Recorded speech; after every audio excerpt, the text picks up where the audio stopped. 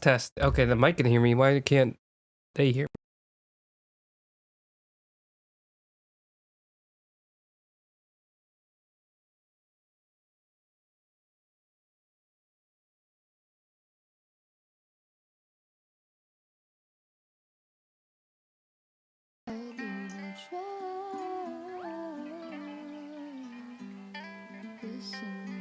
Okay, so the desktop audio is working.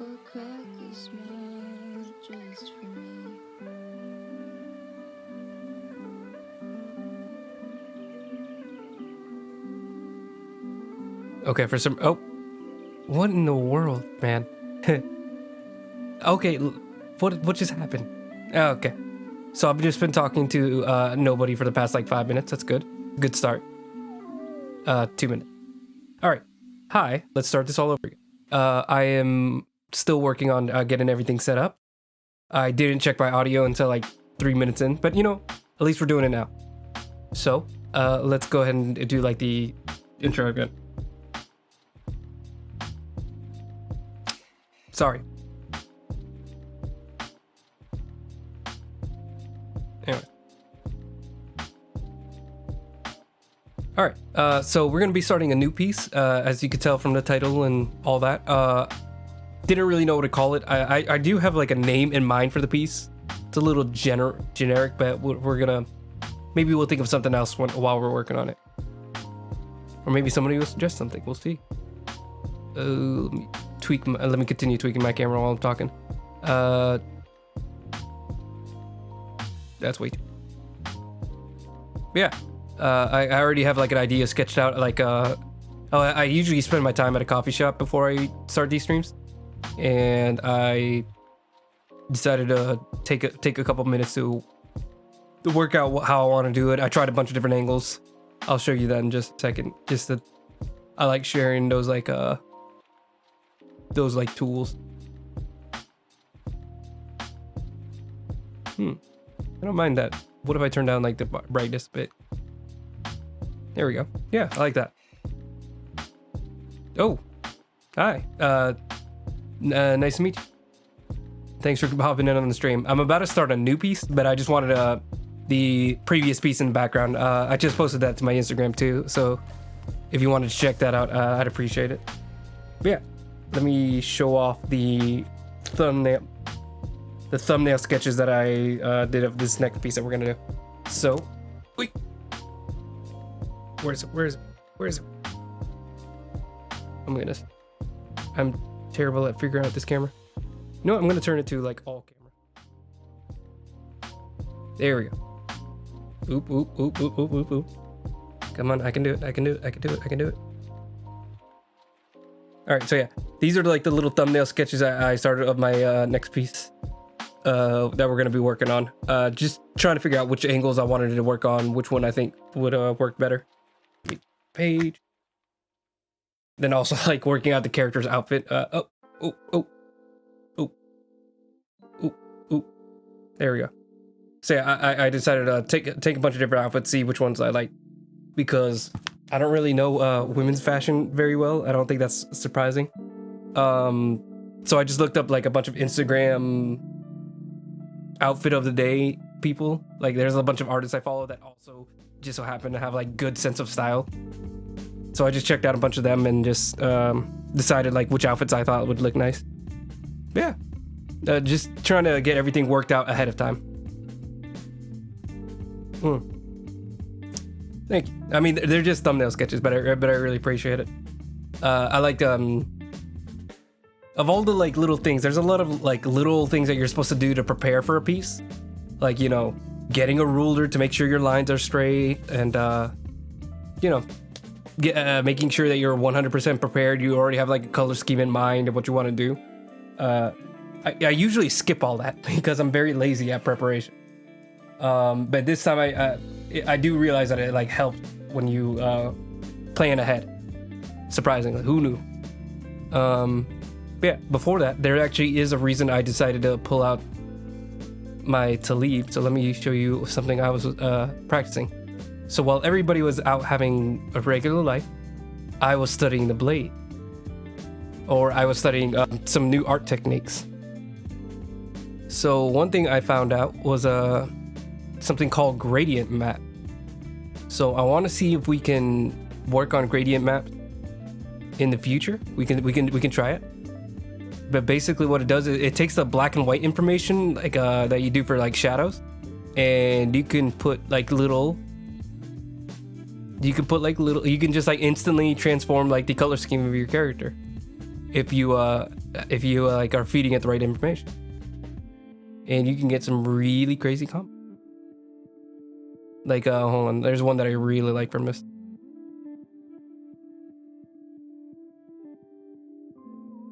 This one I really like. That one's a nice one.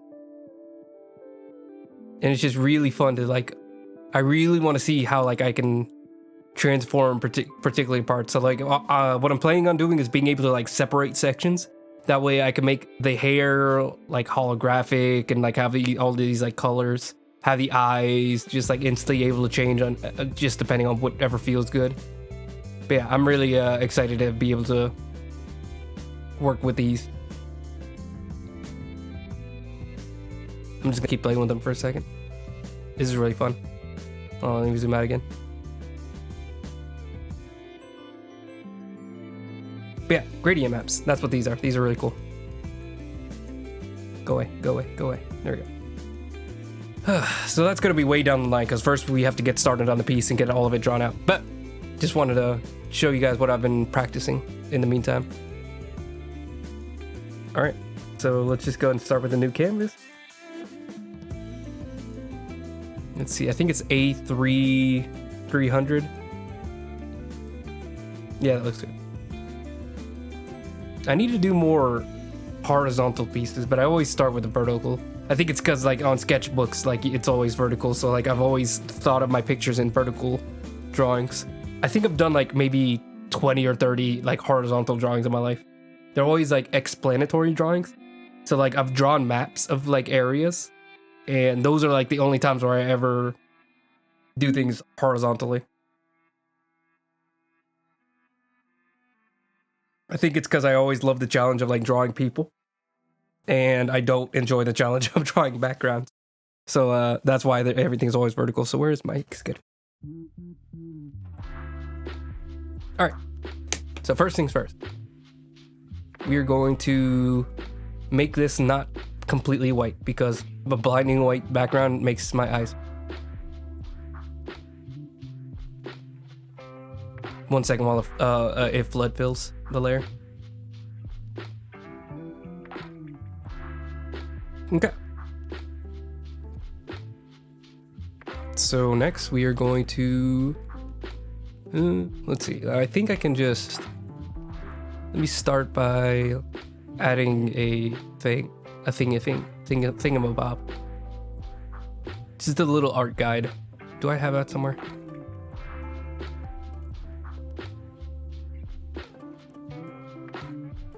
Sorry, just a second. I'm looking for something.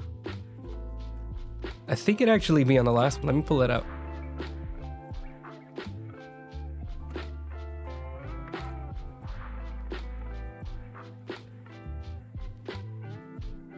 It's loading the next piece. There we go.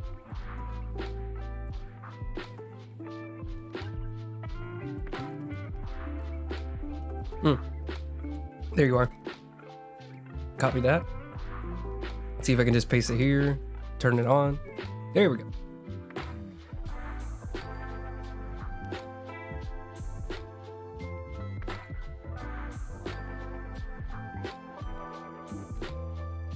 Can I like make it fit on the entire thing?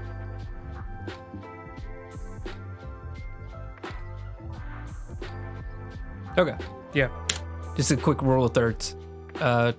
I like using that a lot. I'm gonna make it a multiply. Can I do that? Yeah, that. There we go. Just like a dull little thing like that. All right, so go get started. I'm gonna pick my usual tool. Also downloaded a few more brushes, but nothing really crazy. I got like this stippling brush. Not that I'm ever gonna do stippling. It's not really my style. I just thought it was really cool. I might use it one day. We'll see. Like I was saying a couple streams back, I really want to learn how to push a stylistic approach a lot more than I do, because I feel like I try to smooth things over and try to like render things out too much, and I need to kind of return to my roots of not doing that. Let me pull out my thumbnail sketch.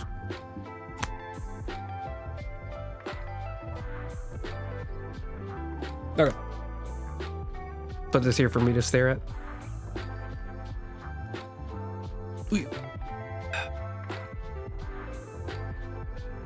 Alright, everything's ready. So we'll start like this. Stick figures are actually like really useful to like start with, because like you actually get the opportunity to decide the scale of things really early on. That's one thing I've really had to push myself to do, because sometimes I just like go right into the drawing. My old technique back when like middle school was literally just start drawing the eyes and then draw the rest of it. And that's not exactly a great technique if you want to be able to like make sure the head isn't too big, make sure the drawing actually takes up a proper amount of the page. So, you know, like if you start with the eye, if you start too low, you'll end up like not using any of the canvas. So like, you know, you have to decide where everything's going to lie on the page really early on. That's why I use the rule of thirds. It just makes everything look a little better.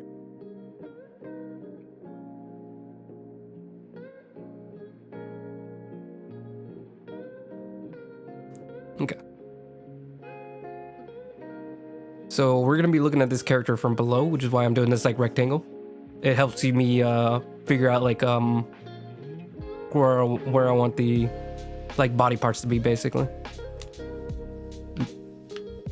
Sorry, I didn't set up my eraser. There we go. Now I can switch back and forth between my eraser real quick.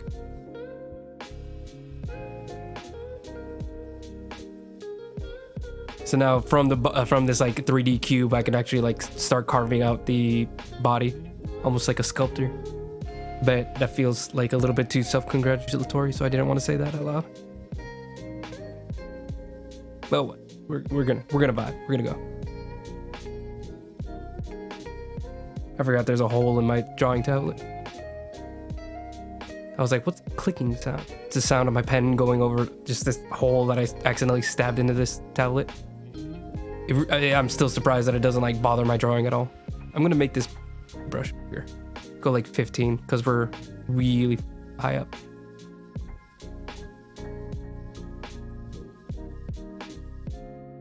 And then, like I said before, I also kind of want to... I'm still working on trying to make my drawings faster. So we're trying to work on that process a bit better. With this one, as far as style, I'm going to keep it very like pencil sketchy.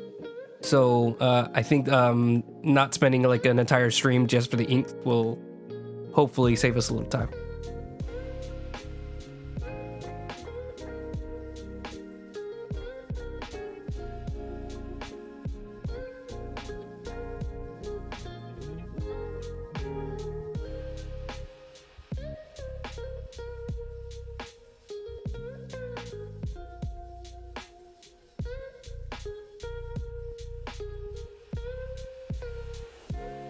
Hang on. I forgot this character's like sitting on his knees, so it'd be a lot rounder over here.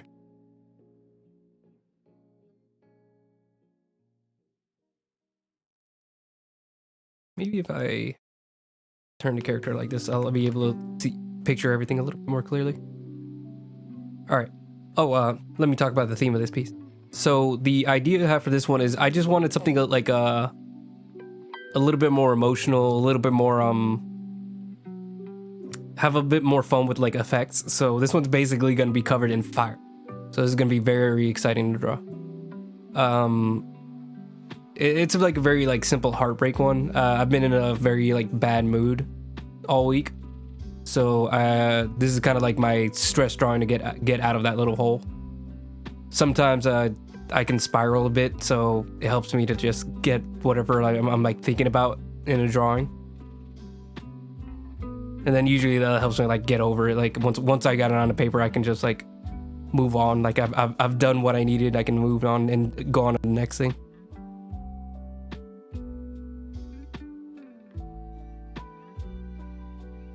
You know, instead of like punching a wall, I can just like draw something and make something kind of cool. I've done this before. Like I think if you see on my Instagram, there's like one or two. I've done that once or twice now. I have like cycles that I go through. Hold on, I forgot this one. I got these broad shoulders. I mean, women have broad shoulders too, but it wasn't something I tried to do on purpose.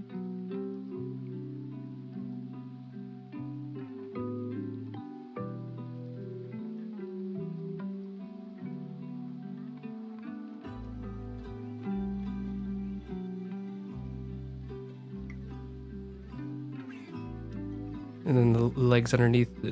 I don't know how to like the legs, because I've never like looked at someone's legs whenever they're like sitting on their knees. Specifically like the crotch area, because like it's, you know, it's weird to stare at somebody's crotch, even if it's like for studying. I don't know where their feet go. Does it go like underneath? Like it's a flat? Do they go to the sides? Who knows? I might just put this as like a shadow, because I think people will get the idea. Like you don't actually need to see the feet in order to get the idea of get to picture what's going on. I'm gonna have to flip this in order to make sure everything's looking straight. All right, so that's like generally the body. Let me clean it up. I can tell this is uneven. There we go. Might have to cut it out and smooth it out a little better. All right, and then the fatty bits, the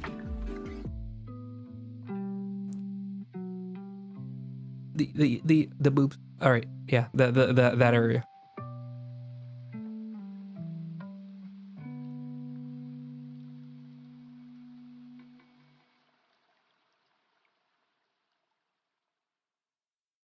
It's gonna be really tough to get it at this angle, because at this angle, like they trying to get the very specific shape, because it's not just like spheres. Like they have like gravity weighing them down, as well as like whatever they're wearing weighing them down. So like you got to be very particular about how like you draw this area. So, I mean, you don't have. Depends on your art style. Like if you have a very cartoony style, you can draw triangles for all you care. But you hit them with the Lara Crofts. Yeah, this I try to be very realistic. I try to notice those little things. I think whenever I first started to develop my style in like high school and like really pay attention to how I was drawing things, I did have a habit of trying to make everything realistic.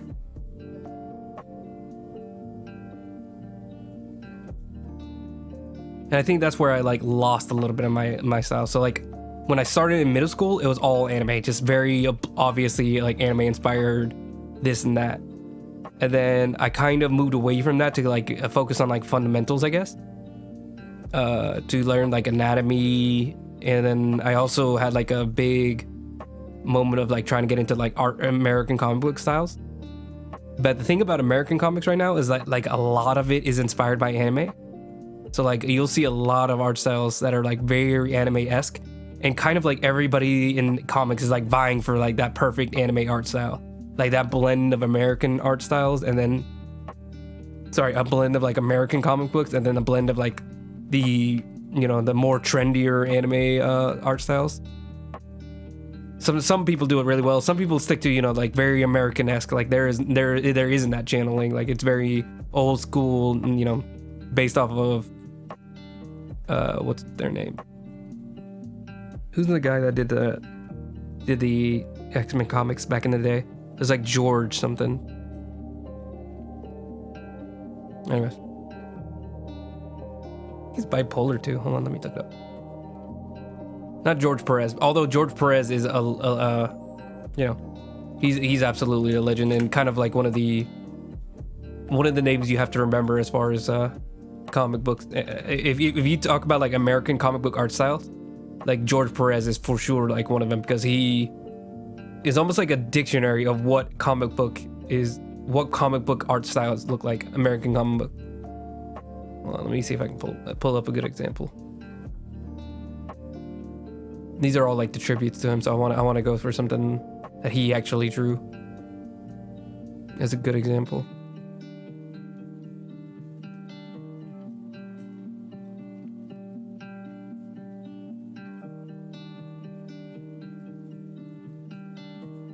Come on, how is there not like good, better examples? Let me do George Perez Justice League, because that's most of what he worked on. He was like one of the best at doing like group pictures, and that's kind of what he's was known for. Okay, this one's a good one.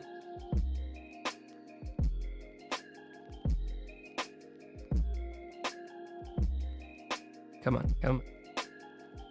Yeah, like this is like literally the image you'll see on like a lot of lunchboxes. His art style, like he was one of the, I don't know, definitive comic book artists of like American comic books, because he just had like such a like consistent output that was like very marketable. Like it was very clean, it was very clear. I mean, there's like 10 characters on here. Every single one of them stands out like really, really well. Like you can clearly and sharply see everything about them.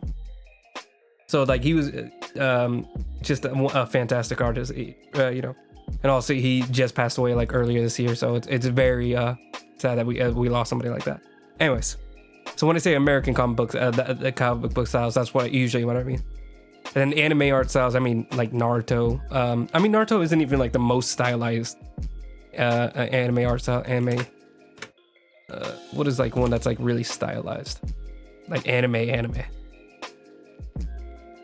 I mean One Piece, but even that one's like there's no anime art styles that like are anywhere similar to One Piece.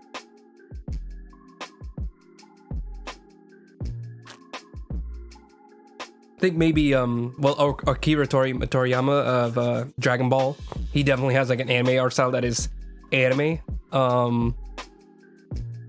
DC Bleach also has like a very like anime art style, like in that like you can actually like see that in like other art.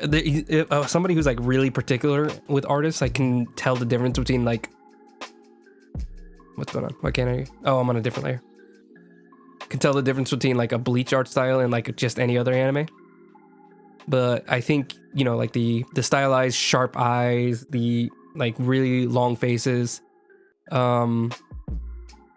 the big eyes on all the girl characters, like those are like little aspects that like are very notable across the spectrum of like anime.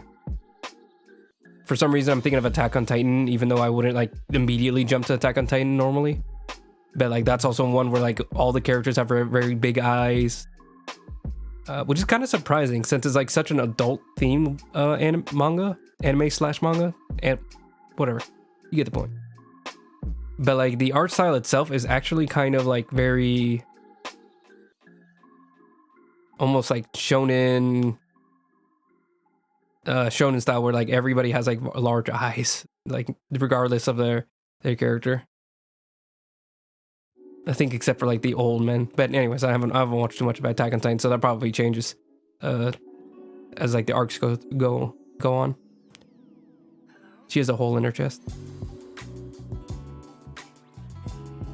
From this angle, it looked more like an ellipse, so let me do it like that.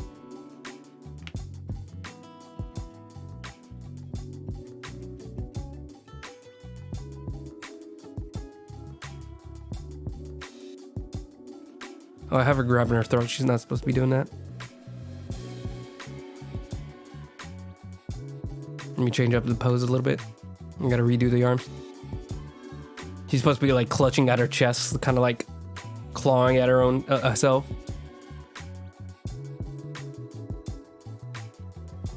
Kind of like whenever you have like I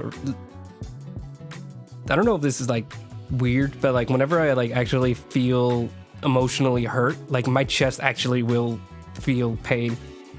It'll feel like a weight is on my chest, and it's really hard to like get through. So that's kind of what I'm going for here, where like she's clawing at her chest because she like feels that like tightness. I don't know what caused her to be so emotional. Maybe someone broke up with her, or unrequited love. Something. You know, you can fill in the blank. You know, it's one of those pieces where you can kind of tell yourself like whatever she's going through. Maybe it's similar to what you're going through.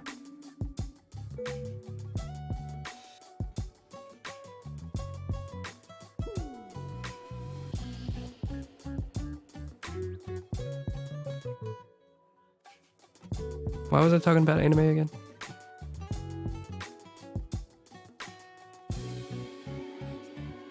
I need to write notes on the things I'm talking about. Oh, I think the reason I'm bringing that up is that I kind of moved towards the more American comic book style, and I think I lost a lot of the anime aspects that I really like enjoyed back when I first started art. Like you know, like big hair. I haven't done like big hair in a long time. Or, you know, like just having like very like stylized moments. I'm really like drawing a blank on like examples, but it's just something like I feel like I need to reconnect to, and maybe like I'll be able to like explore that a little bit more on this piece. But we'll see. Does this look weird? Am I doing this right? 1 second. Let me take a look back. I might be putting a little bit too much emphasis on the breast areas, but let me calm it down. Let me calm it down. I think I'm giving her like, it might be because I'm giving her like double D's, and like she should be like just average. This is not something I'm trying to emphasize. It's just like there because women have boobs sometimes. All the time.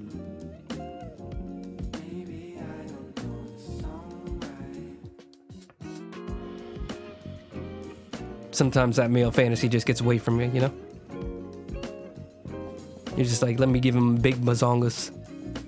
And you don't even think about it. You're just like, let's just go and do that. It's my drawing. I can do what I want. There we go. A little bit like less exaggerated. Less. I might make them bigger later. We'll see. Depends on how much I like it. Because like I said, I want to like be able to like still like explore my style, and like you can already see like I'm trying to like tame things down, and I think I need to stop doing that. I need to zoom out.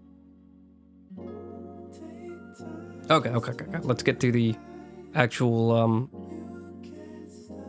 face as soon as I'm done with the ribcage.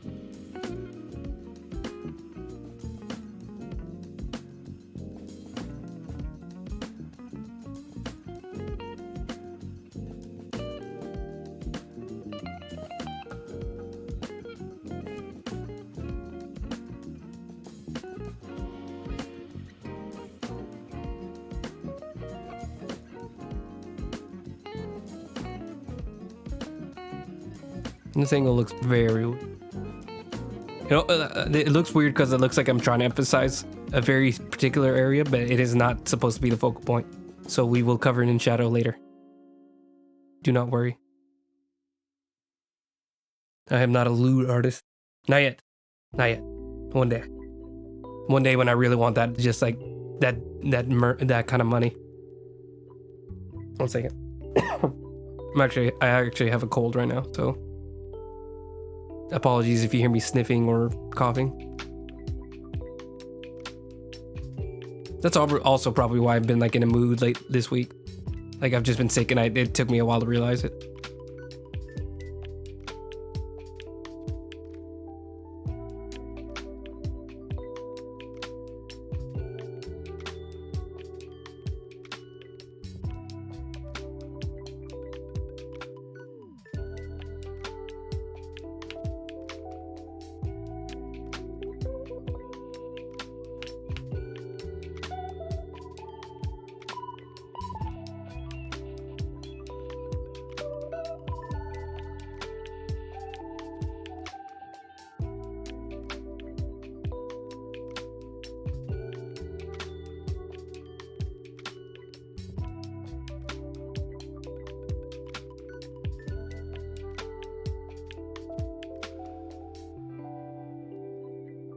Also, tomorrow, my piercings completely heal. So I should be able to actually start changing out which ones I like. Maybe tomorrow I'll head to a shop and just check out what they got. I forgot what size my earrings were, so I need to ask like a professional shop to get it checked out. The one that I went to was like, I don't know, like 30 miles away. So I don't want to drive all the way over there just to tell them like, hey, what size are these? And they're like 1/16 gauge. I don't know what gauges are. I'll be like, all right, cool, and then walk out. I asked them if they like kept it on record, and they were like, no, but you can like drop in just to get them checked out. I'm like, no, I don't want to do that. I don't want to go to places just for that. It is in Durham where I got my ears pierced, and I do like they have like a concert hall where they actually have like pretty notable bands every now and again. The Motor Co. I checked them out because they actually have like a lot of bands that I like to see. I'm going there next year for the Show Me the Body concert. I'm really excited for that. Never been to a like punk or rock concert, so we'll see how that goes.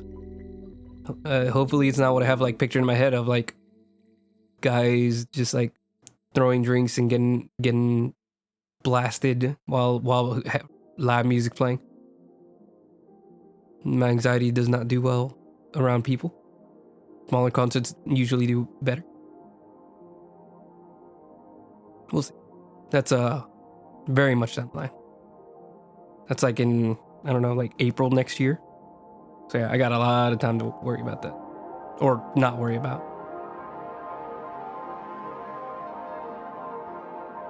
Man, let me zoom in just for the face details. Trying to get it in right.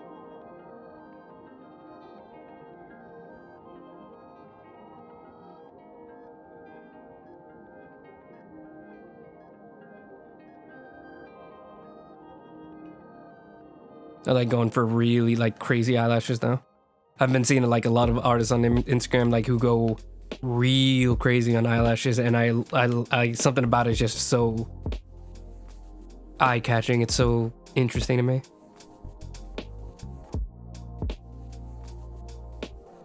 Then I'm also going to be doing like she's being lit from below because she's that the fire is going to be like pouring out of her chest. Oh, I haven't even like explained that. Yeah, there's gonna be fire pouring out of this character. It's basically like, you know, like you get so flooded with emotions whenever you go through like heartbreak that like it feels like you're like it's literally like exploding out of you. So that's gonna be like the theme of this piece. So it's like literally we're gonna be seeing somebody exploding from the inside in a not violent way. Well, I mean, it's not gonna be crazy. I don't know if I'm saying I don't know if I'm communicating what I'm trying to communicate. Oh, I didn't decide what hairstyle she was gonna have. That's the problem. Oh, and let me get the mouth right. I just realized I was giving her like a calm expression.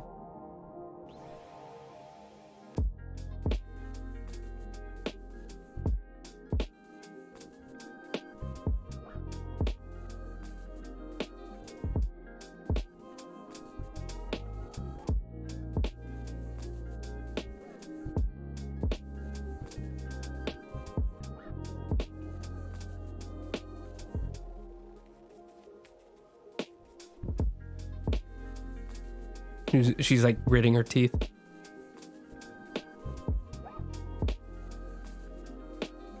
I've never been into giving people like tiny mouths.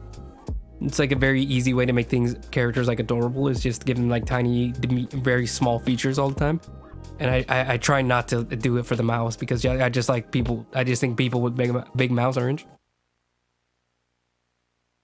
This is a very weird moment. I saw somebody on a TV commercial with a very big like smile. Or like not even the smile, it was like literally while they were talking I noticed like their mouth could open very wide, and I was just like completely like, this is new for me. This is now something I'm into. I think people with big mouths are kind of cute. I don't know what to do with this information now.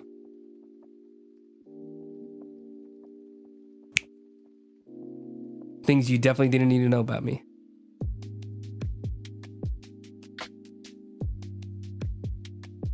Not, you know, like insanely huge or anything. Like I'm not like world record huge. But yeah. Anyway, moving swiftly along. I think I'm getting this right. Hold on, let me zoom out. I think the expression right. I think the scaling might be weird on her face. So let me just cut her face off in a completely not weird way. I do love this expression actually. I think I did really well on this. I just want to make sure like it's the right size, specifically for like a very like anime style size. Like I want her eyes to look more huge than they need to be.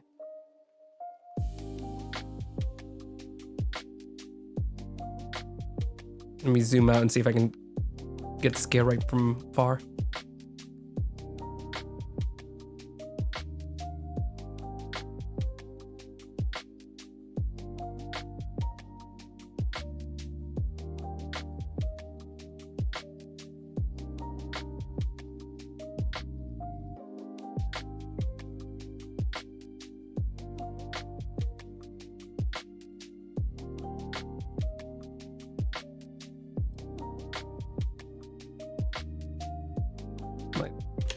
There we go. I think that's good.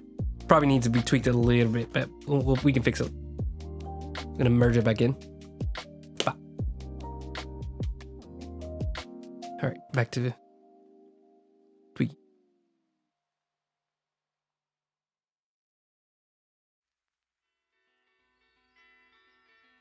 Originally, I was just gonna do like just a generic anime guy, and then I was like, you know what? It'd probably be a little bit more fun to draw a girl. I think. Especially because the last one was a guy. Probably be fun to do a girl now.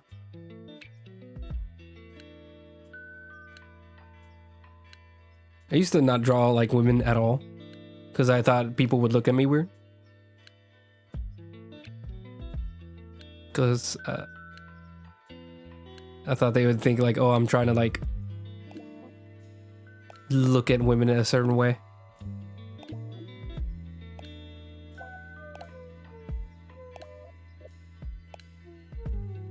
But no, it was just so like I like straight up avoided it if I could. But like when I would make characters, occasionally I would still like draw a woman. It would mostly look like you know, like the same features as a guy because I didn't really like spend any time practicing it. I'll probably make her hair a little bit more wild than it is right now later, but you know. Oh, wait a second. If she's being looked at from below. She is like looking down her chest, so like, oh, I think the issue is I need to make the chin go lower, because it's like one of those moments where you're like literally like tucking your chin in. So that's what I need to do. The like collarbone needs to be like right next to the chin. The collarbone's already like pretty high, so like let's just sharpen it up a little bit, make it a little bit more of a peak.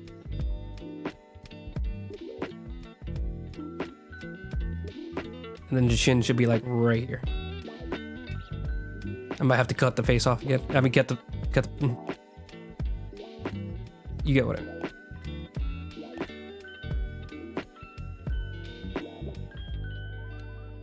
Let's see. Yeah, I think that looks a little better.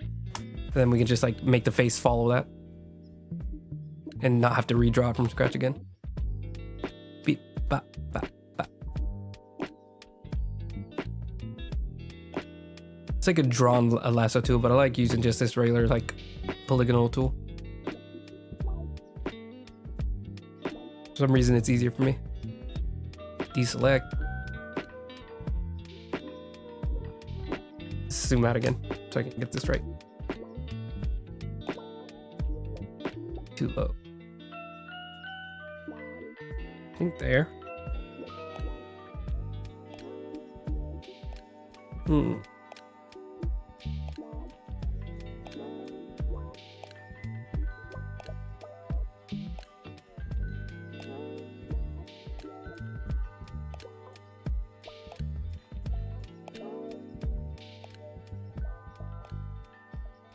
Like right there.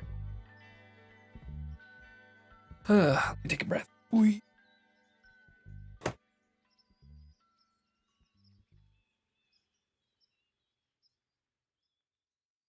Sorry, I just need a second to stop staring at the piece. Am I done with my soda yet? Holy crap. Why am I so slow?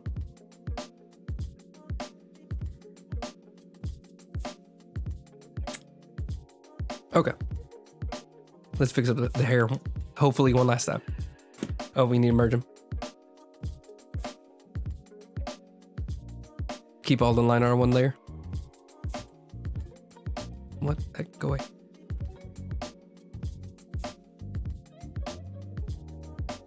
Who's next? Oh no, it's an email. Never mind.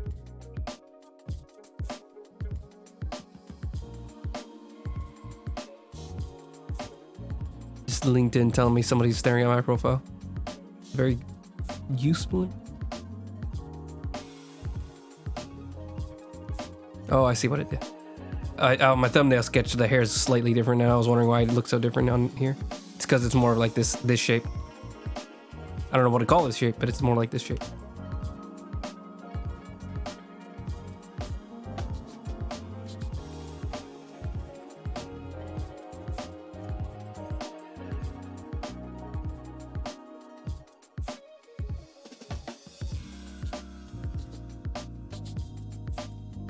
Forehead's a little too tall. Like,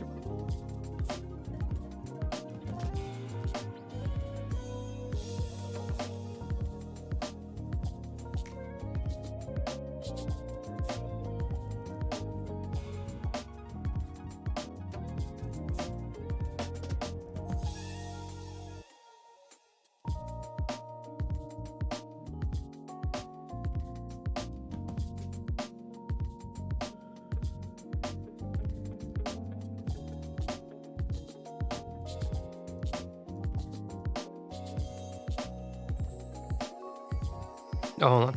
I'm looking at the head from above. I'm like reversing the perspective.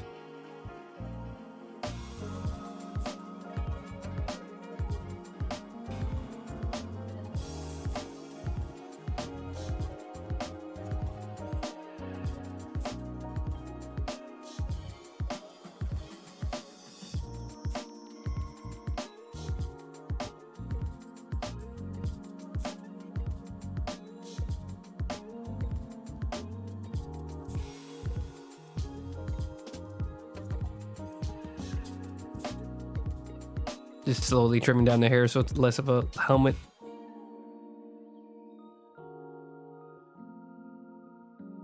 Feels like a good point.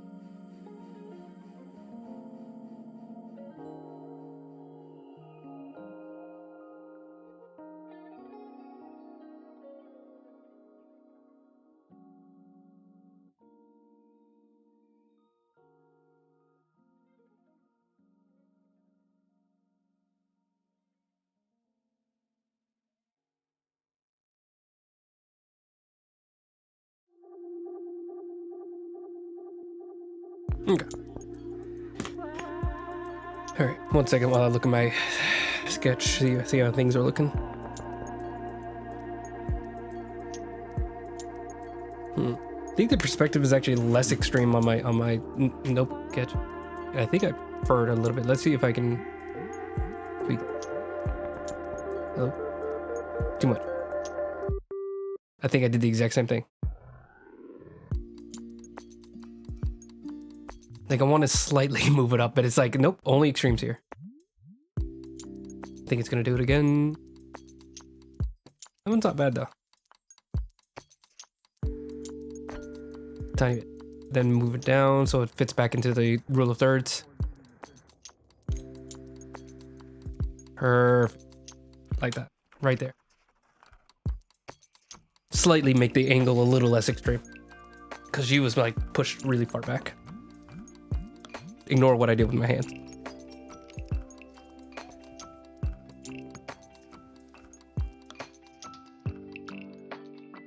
There we go.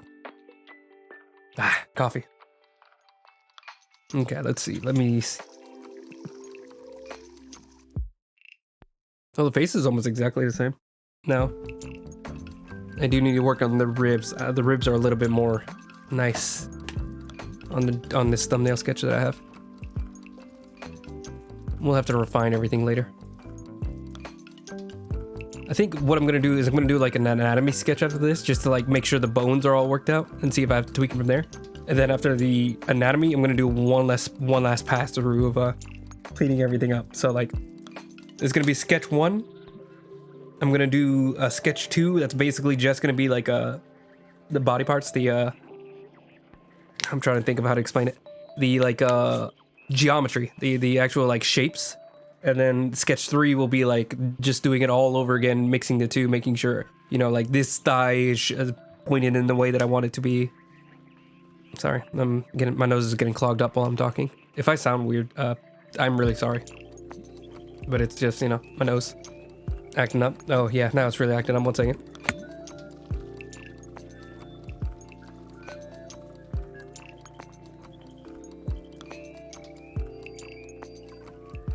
Then I really fix it, but we'll do. I really hope it's not gonna, you can't hear it in the audio. Speaking of, let me double check to make sure nothing's going on weird on my camera. No. Oh.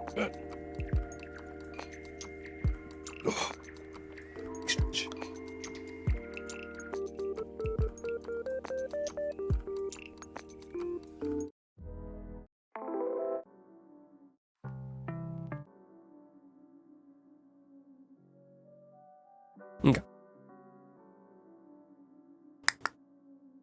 Let's see. I'm gonna keep tweaking just a little bit. I can see some. Her shoulder should be higher on this side because her arm's a little bit higher on this one. Her left arm's higher than the right arm, or it should be, and I need to tweak it.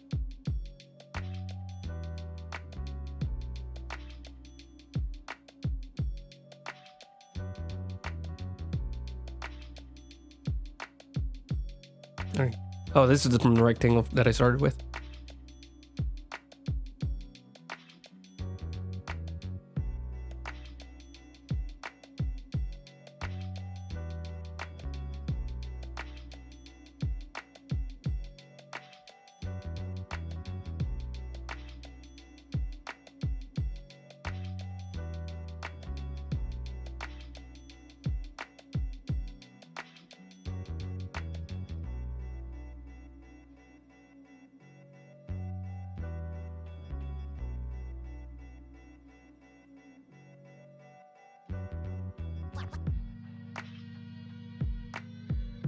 Oh, and then obviously she's gonna have clothes as well, so don't worry about that. I'm not doing a nude right now. If you were worried, I don't know if you were. That might just be a me thing.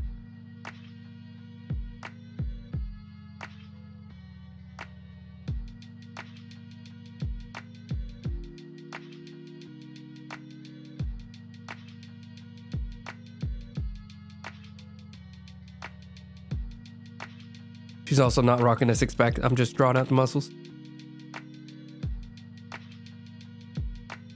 Character actually should be like a lot thinner, I think. Not that I think she has to be thin or anything, but like I think it would I don't know, make sense thematically in my head if she was like really like thin girl.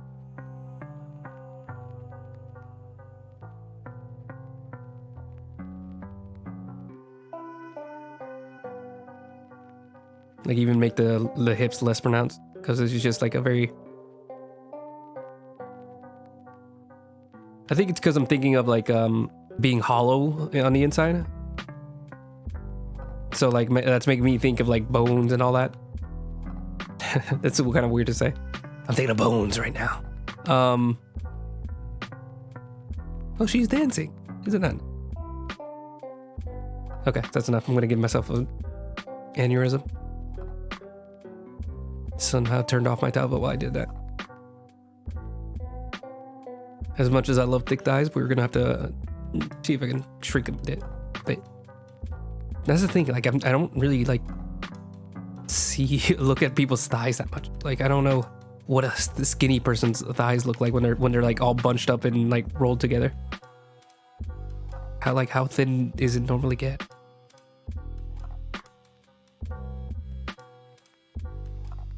Oh, I'm drawing out the shapes.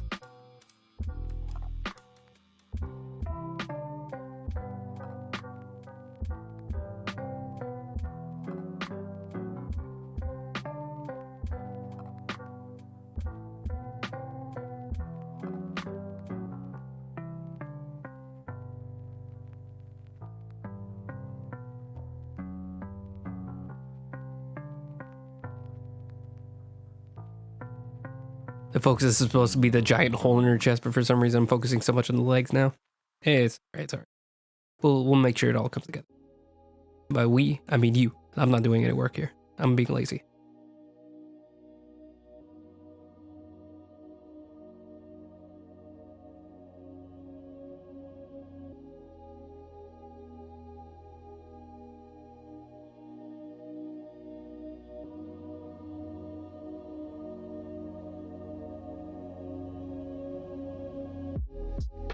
I wonder if anybody would think it's weird that her legs are like spread out. Like I could imagine somebody being like, that's not a ladylike way to sit. And then I'd be like, lady, she has a hole in her chest. I think she has an excuse to not actually be closing her legs. Not that, you know, she has to at all.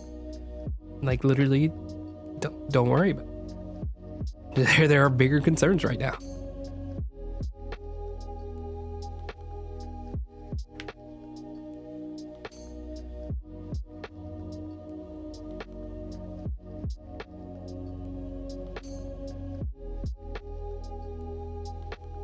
Okay.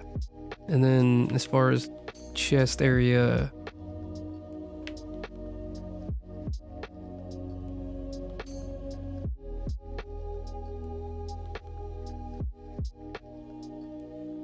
or the arms probably should be thinner too. If she's gonna be like a really thin person, then I'm gonna give her like really thin, non-muscular arms. And the forearms can get insanely thin. This might not be news to anybody else, but like I saw a picture of like an older lady, like in her 70s, and I guess she just like never worked out a day in her life, and she doesn't do like farm work or something, because her forearms were like literally like big enough for me to wrap like my middle finger and thumb around. Like I don't have big hands. Like she's just a very, very small lady. Like it literally like actually kind of like terrified me, because I was like, if I bump into this lady, I could literally break bones. Like, and that, I know that's like a thing for older people. Like you can tell like they're very fragile, but like she was exceptionally, even for an older person. Like I've seen old people who have muscle. Like not like bodybuilders, but like just like a decent amount of muscle that they have left over from, you know, days when they were working every day. But she like, I legitimately think that older lady like hadn't like just like never needed to do any like work in like the last like half of her life, because she just had like nothing.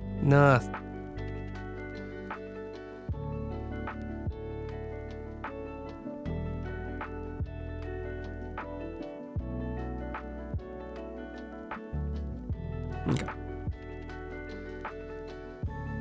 There we go. I thinned her out. Sorry, I thinned her out quite a bit. Maybe the shoulders need to be a little bit less pronounced, a little smoother. This one I actually liked how big it was, but we're gonna smooth out just. Again, like I said, I'm just going for like a very thin frame. I'm gonna erase her breast entirely just for a second, so I can like make this chest and her whole and her body make more sense. At least to me.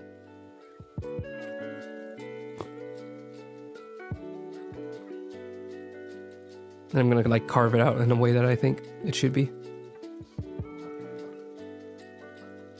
I'm cutting off her face, I'm putting a hole in her chest, I'm doing a lot with this character. Okay, now we can put the boobs back in. So, let's see. Arm, let's see, this would be here, so the breast, we can start like right here. And then at the angle, I'm like pulling out like I'm gonna have to like pull out a protractor to get these, the breast in correctly.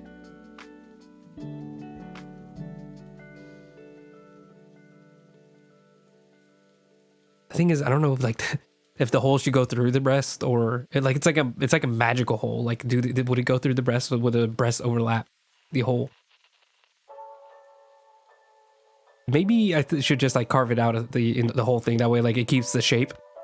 Because otherwise, hold on, let me see if I can explain over here. Chest. Boob 1. Hold on, wait. Boob number 1. Boob number 2. This isn't the exact shape. This is just me doing it quick, drawing. Don't get. So like if I do like a hole, I think this would make a little bit more sense. Just carve it straight through instead of doing the like a more anatomically correct where it would like the breast would like overlap the hole. Because then it just looks like almost like an hourglass in the center. Like a very like wonky hourglass. My nose started acting up when I said that. So yeah, instead of doing that, just like actually just making it a sphere, just making it a circle. Because I think that'll like, the image will, in your head will like make more sense of what's going on. Like the very specifically being a circle, a hole being carved out of the chest. Okay. We're almost there. We're almost at the end.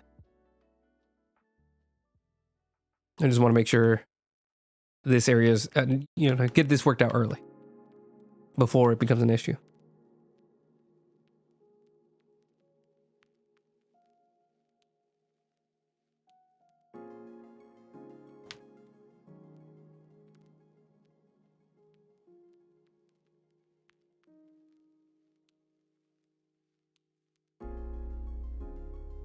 This song is already super quiet.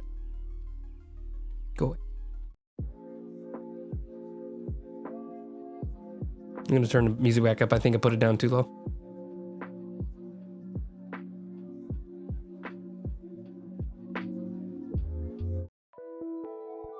Something a little louder. Oh, I like this song. All right.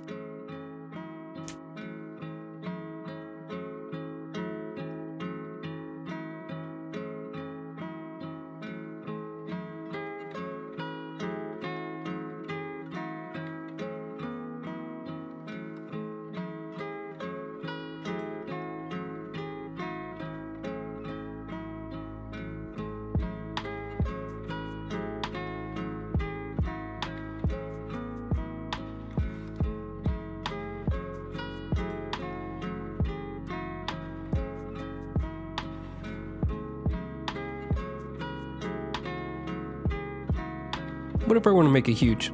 Let's just play around for a bit.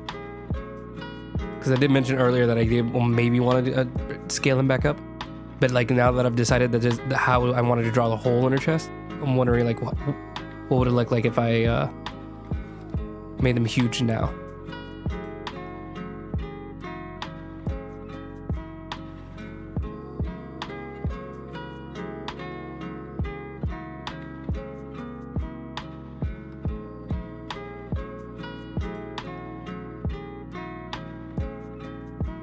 One's hanging lower. I think that does actually happen. Haven't done too much research on it. I might need to discuss with my scientist, but I do think sometimes one boob is lower than the other.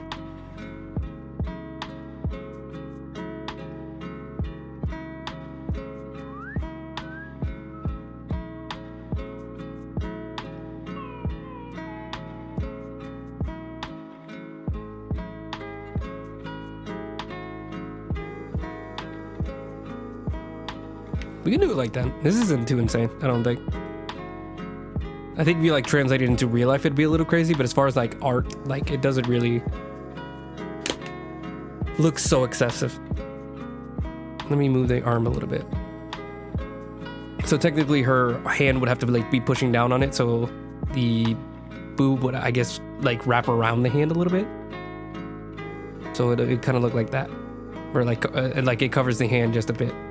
Because like the hand is like pushing into it. I'm not sure how to explain this, but like if you imagine like a ball of dough, if you push your hand into it, like the dough will rise around your fingers. So that's basically what's happening here, because she's like pushing her hand into her, she's aiming for the hole, but because, she has also her boobs there, she's also just like squishing her boob. It's a side product. It's not intentional, okay? I'm not weird. You're weird. We're all weird. We'll get up. All right, and let me go ahead and detail out like a hand pose. So I want them to be like clenching, like she's clawing at her chest. So I think like really like gnarled up, like where they're like clenching like that. Not into like a fist.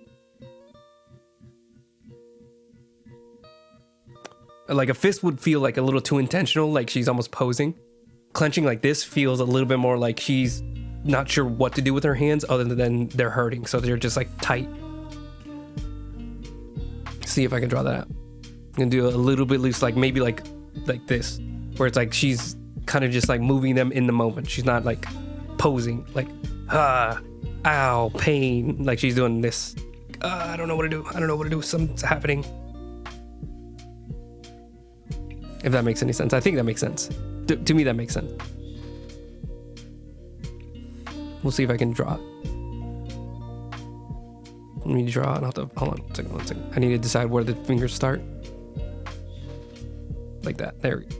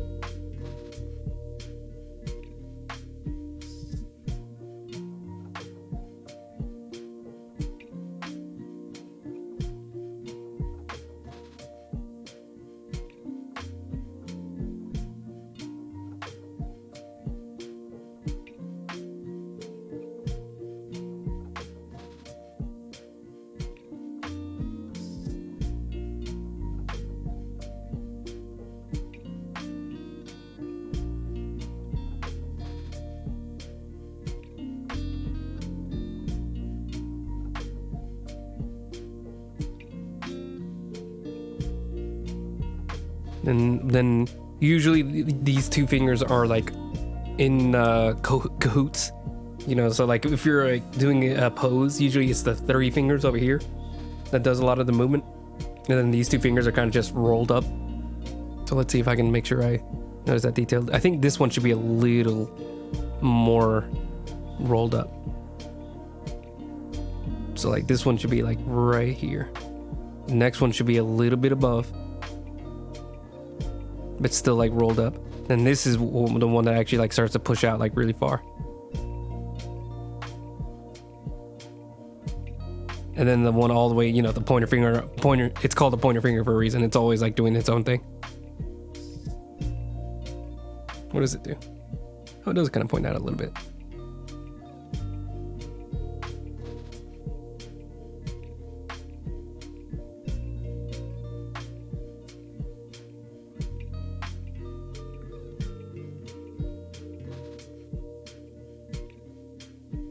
Now let me keep it like bunched up, because if it's like pointing, then it looks like she's not in pain. I might make them like a little bit sharper to make them like look like kind of like visually kind of to physically, I'm still missing that, to visually signal what she's going through, to make it pointy and sharp. Kind of makes you think that that's what she's feeling, something pointing and sharp. There we go. I got through it. It just had to slow down.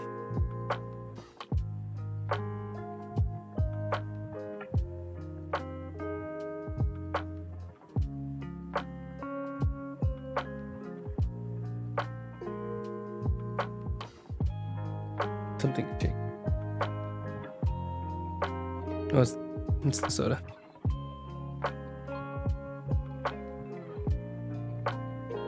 Okay. So that's one. Fix it a little, just a little. So that's all. Just a little.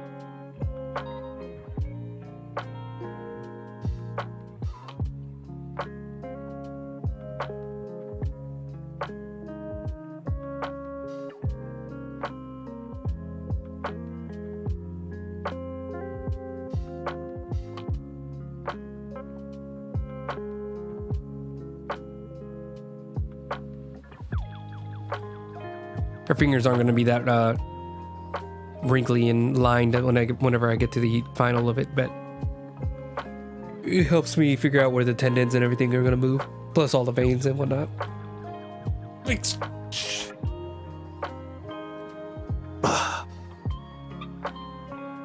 Oh, I'm getting so tired.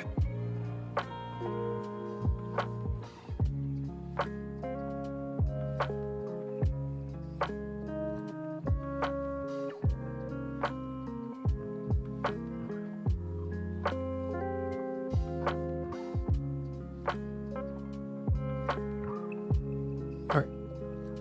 How are we doing as far as like vertical? If one eye's bigger. Hold on 1 second.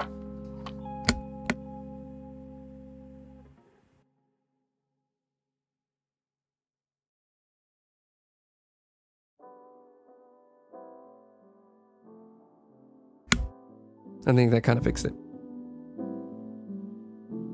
I'm getting phlegmy. Anyways, let's do the other hand. This one I might do even harder, like just really, like just. No, I think I'm gonna do like this, like where she's like almost like reaching for something, like she's reaching for like air or like, you know, like I was explaining, like she's really like reeling at this point, or at least I'm gonna try to do that. Hands are fun. I like hands. I think I like hands just because like you know, like they're kind of such a challenge for people, and that for some reason that makes me want to like really spend time like trying to master it. Is this the song that I turned the volume down in the first place for? Ooh, I like this song. All right. Okay, so palm would be like this big. I really want to do like bigger hands. I like big hands in drawings. My Hero, I've explained this before in previous streams, but like My Hero Academia has like really huge, heckin' chunky hands. And honestly, it's very, not attractive, is not the right word, but it's fun. I think attractive, but not like in a like, oh yeah, those hands, but it's like, you know, like how a particular art style is just like, oh, I like that like aspect of it. Like that's a very attractive part of the drawing because, you know, I see it and my monkey brain goes, brr. Gotta draw the thumb, or at least like the mound of the thumb.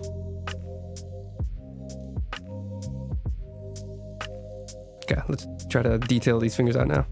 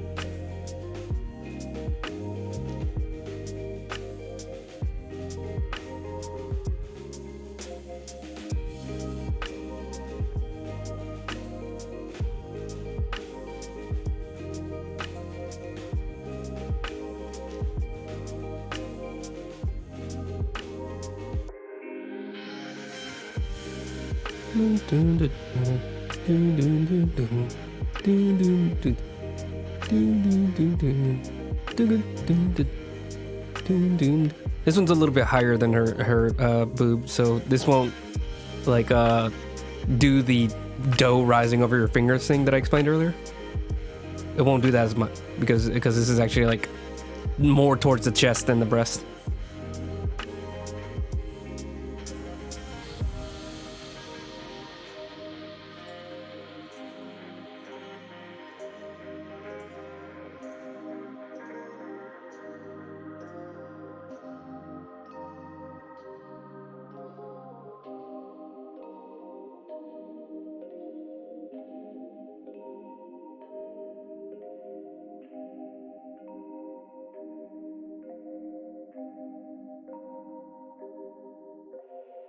Okay.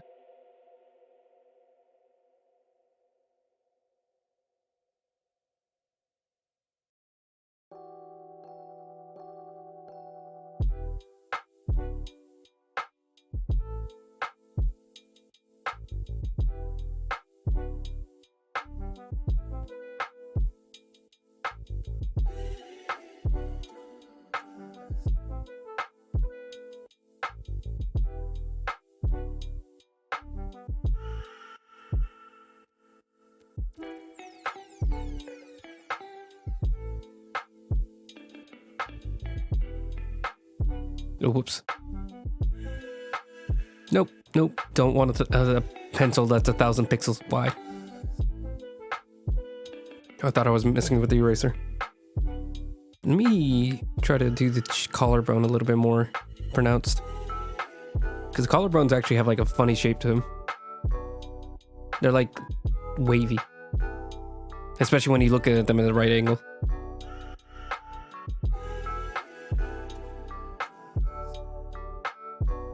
Okay, is anything looking too weird? I think this forearm extends out a little bit too much. Let me...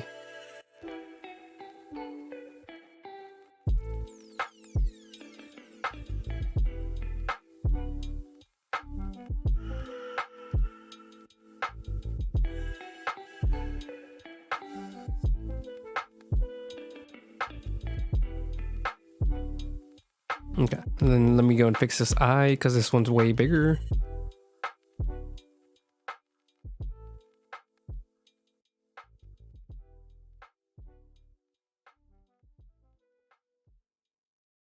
Still bigger.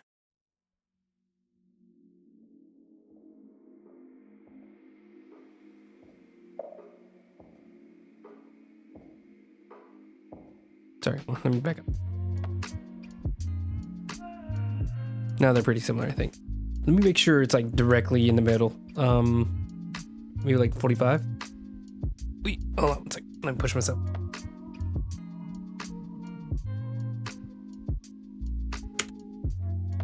Okay, is that gonna help this? No.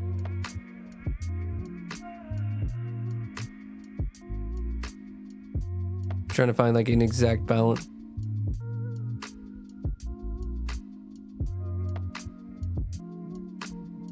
Okay. Do like a line. I'm gonna put this on a different layer. I'm gonna make it a different color too. Just like a straight line. Bop. I'm gonna rotate it so we can find like a center for the drawing. Why does it take so long to move?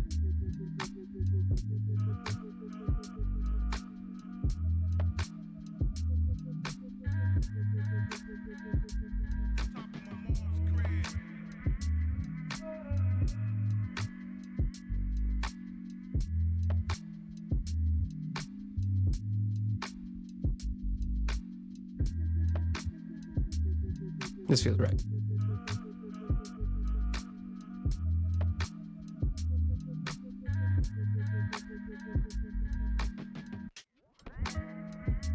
Okay, so it looks like pretty much just maybe the face isn't too good or too balanced.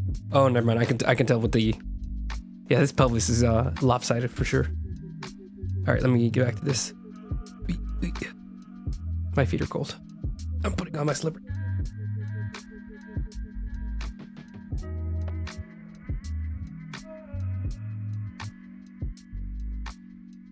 So already set. All right. Oop. I lost track. What am I doing? No, that's right. Oh, her hips grooving though. Her hips are grooving. I don't want to mess with the groove. The ribs don't seem as lopsided. Oh, maybe I'm just not seeing it right. I think I'm gonna keep which one's the better one. Half. Let me 1 second.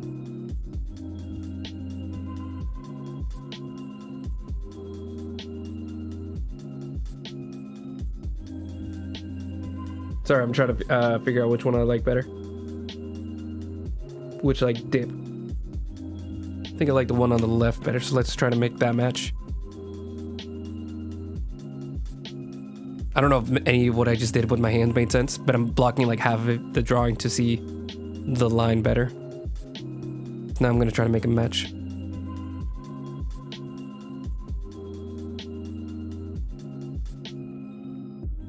I don't think I did too bad. Hold on, let me see. It's close, but some still feels off. I think it's the hands that are throwing me off. Let me try blocking it. No, it's still lopsided. But how much? Hang on. Oh, maybe doing it back from this side will help me figure it out.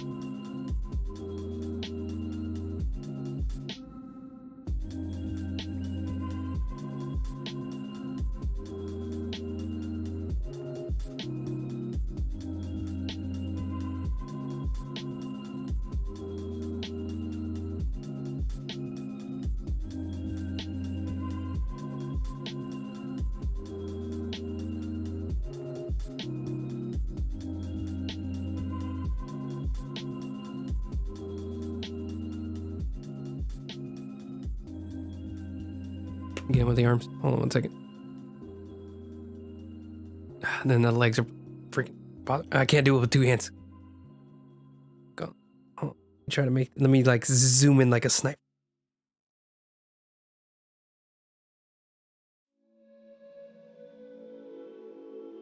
Okay, I think it's because the camera isn't like 100% in line with it. 1 second.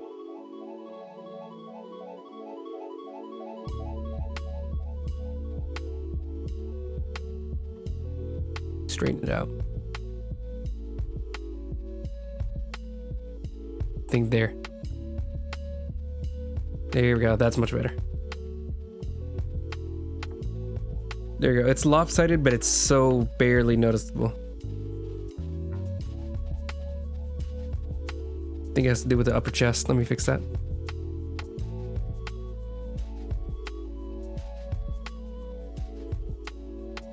Oh, let me try to fix it anyways.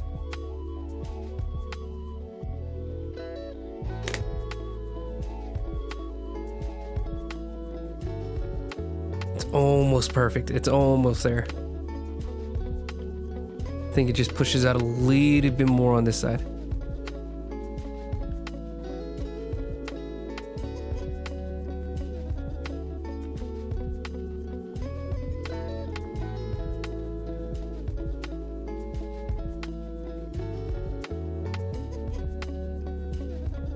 Then it also has to do with this ribcage being a little bit more extended on this side.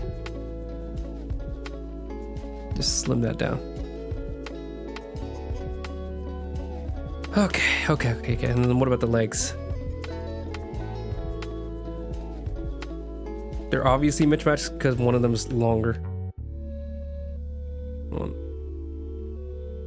This is very weird what I'm doing with my hands, but trust me, it's a process. There's a plan. Let me center it. I can use center it on the page. On the canvas, sorry.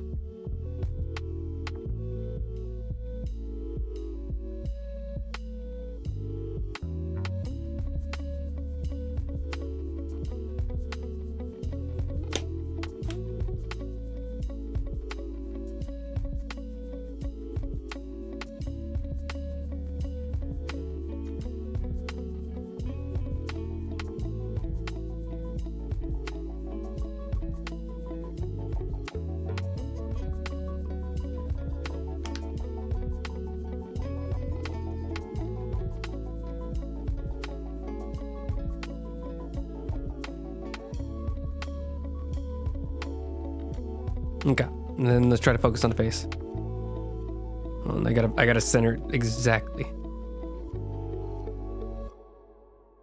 Okay, just a little bit uncentered. Hold on, I made it more uncentered. Oh, almost there.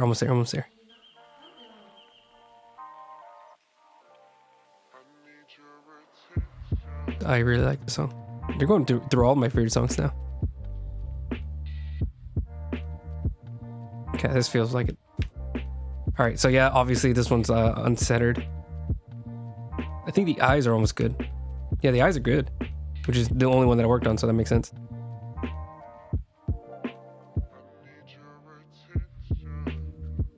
It doesn't have to be complete symmetrical, but at least like from the start, and then we can like tweak it.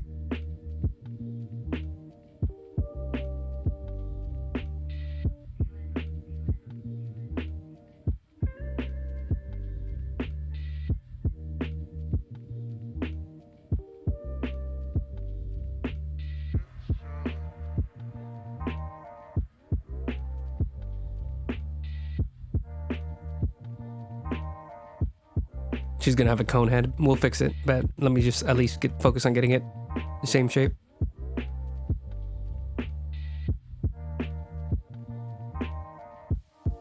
Who you calling Pinhead?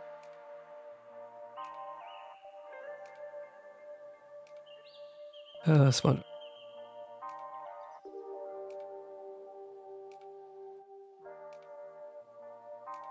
She's looking to one side, but it's not too extreme. Let me try to clean it up just a bit more. Try to balance it just a little.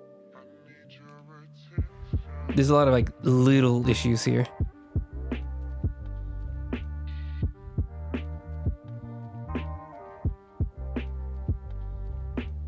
Why do our eyes look like they're not even like they're looking in the same direction? They're not supposed to be looking in any direction.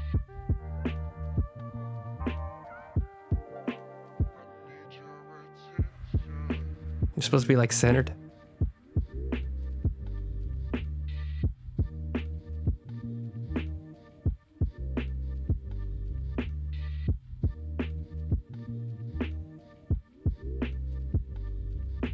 They still look like they're looking to the. She's looking this way, and I don't know why. She doesn't even have pupils.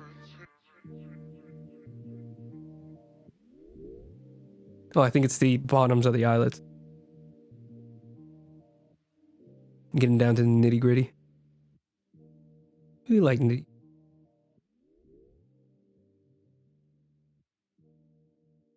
Almost there.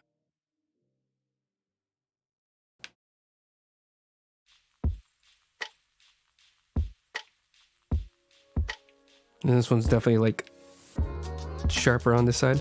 This song is a little too loud. Oh.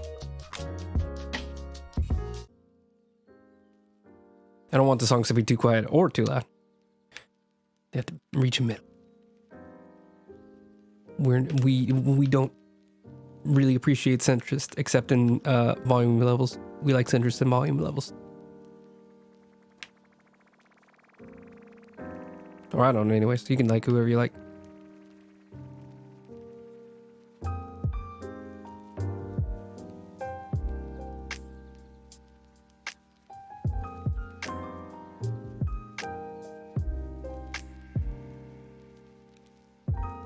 Her eyes still look like they're staring in a specific direction.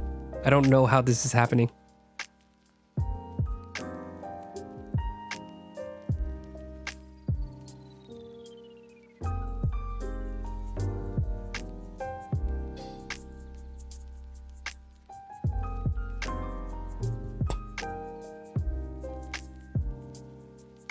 Oh, I think I might be getting it now.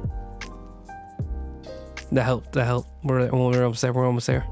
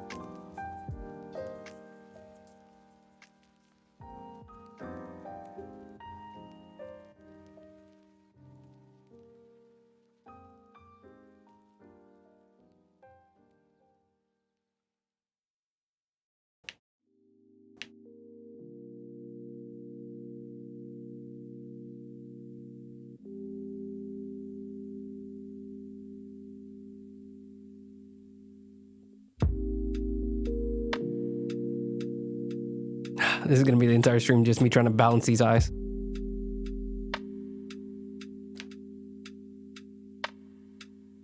This is like when you're trying to get the eyebrows to be like completely perfect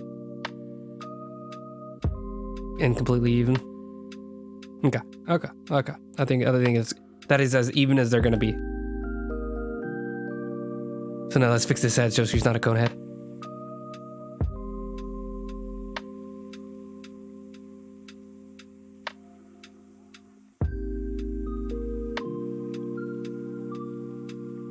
Move you back toward the center.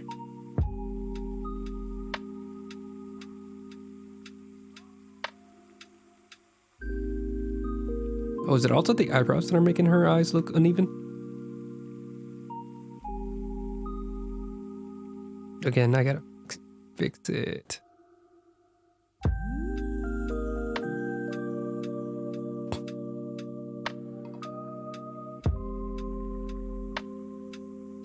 Oh my god, I almost got it pretty much perfect now.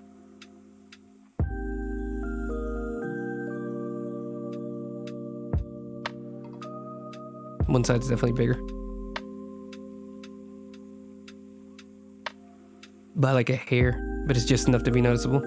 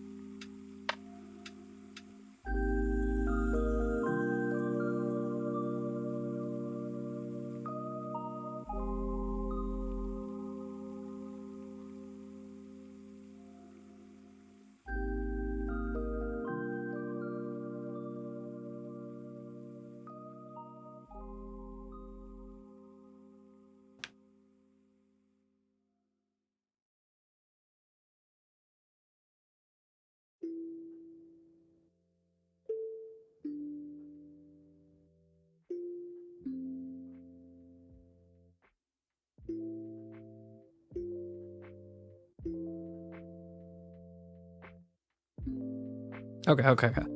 Everything is as even as I want it to be now. I think we can move on. Whew. That was maybe my least favorite part.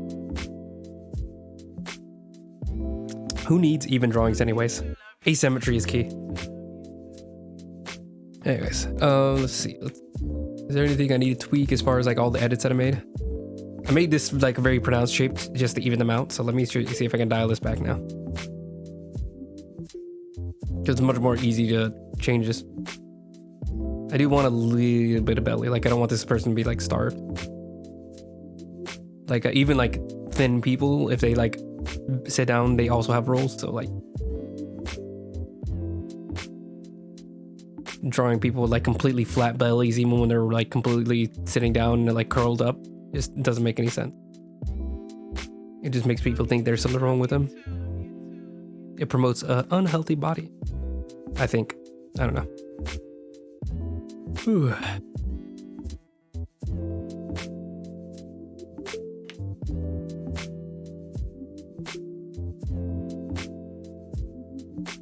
Let me do this. These are the abs here.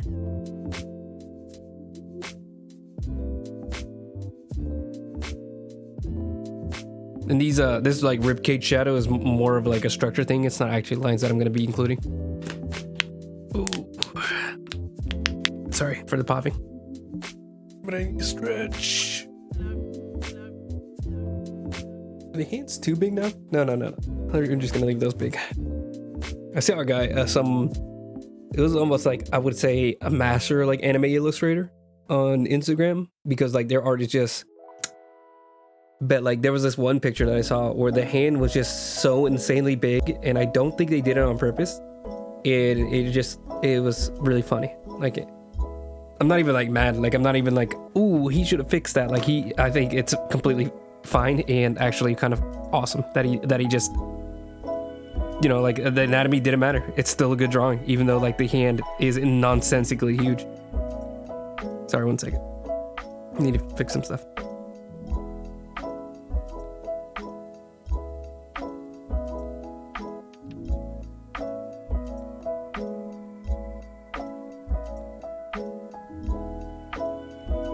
Now I'm actually gonna break down and take a look at my if I got any likes. Whoa, I got a lot of likes. Hey, we like to see a lot of likes. Oh, hey, they ended up following me. Thanks, Kelly. They should be on the stream thing, so let me give a little bit of appreciation. Kelly Ever. I really appreciate the follow. Where are you from? I'm not gonna call you out, but I am personally curious.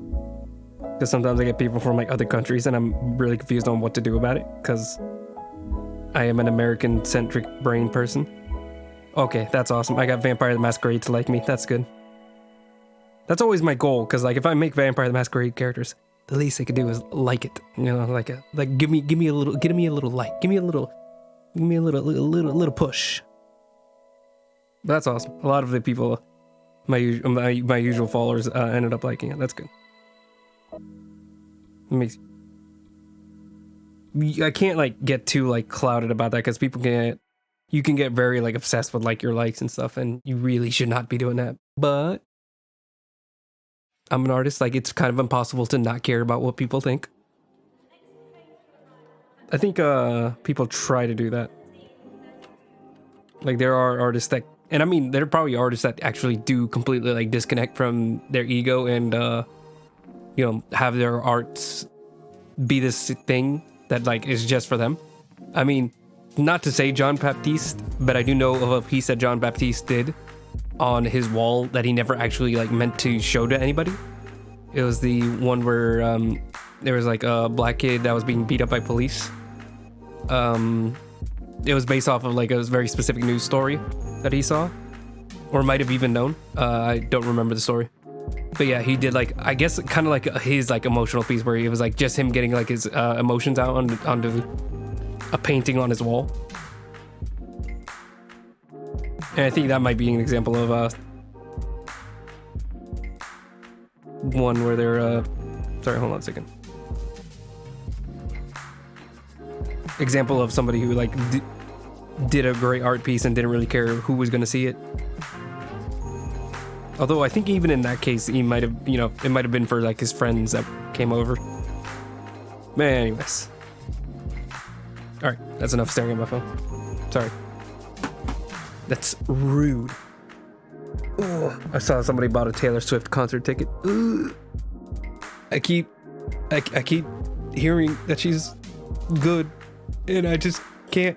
Just the music just doesn't work for me at all. Even her best songs, like my brain just doesn't process it. Like immediately, it just like I can't get into it at all. And I'm sure a lot of people can say that about the music I listen to too, so you know, it's fine.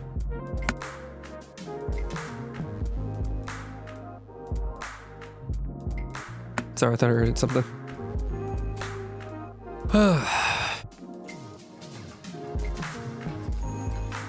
What was it just done? Oh yeah, I'm drawing. I forgot. All right, let's make everything not crooked anymore, and also flip this back around. Flip. Reset back to normal. This song is very loud. I'm noticing. Is this the same song? The song's like 50. There's like 50 songs on this playlist. There's 300 songs on this playlist, and it keeps repeating the same 10 tracks. I love when that happens. Love it. There we go. All right. She's drawn. I don't know why I like hesitated when I said she. I was like, oh, was that right? Even though it's a character I drew. Like, I know their gender because it's my character.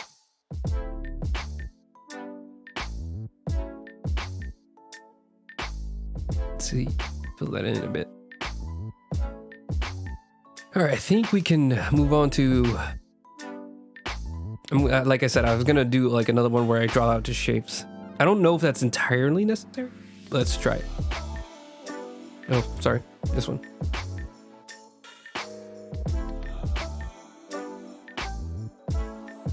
Okay. I know I said I was gonna Bet I'm gonna return it again.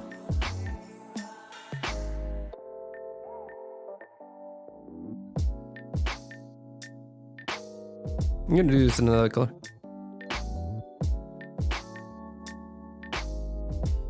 Something a little bit stands out a little bit more.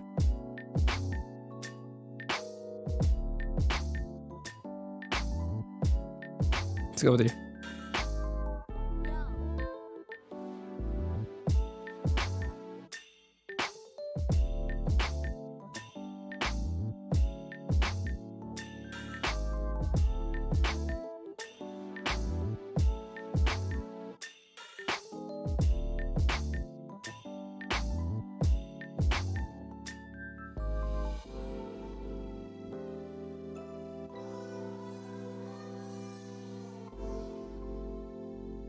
I'm gonna be real honest with you, I don't know what I'm doing this for, but it just feels like the right thing to do.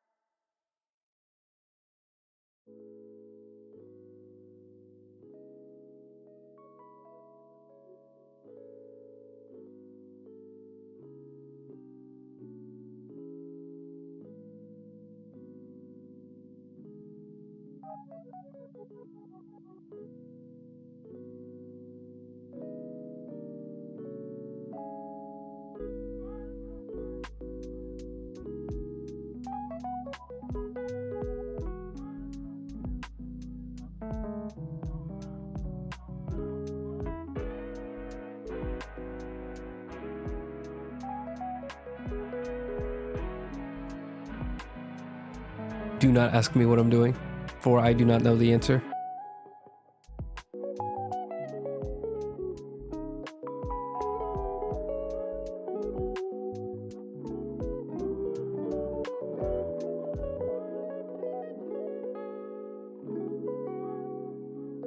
Might do that in another color.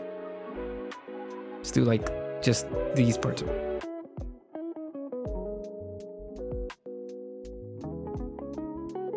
Yeah, I'm gonna do everything from here on a different color. Let's go with red.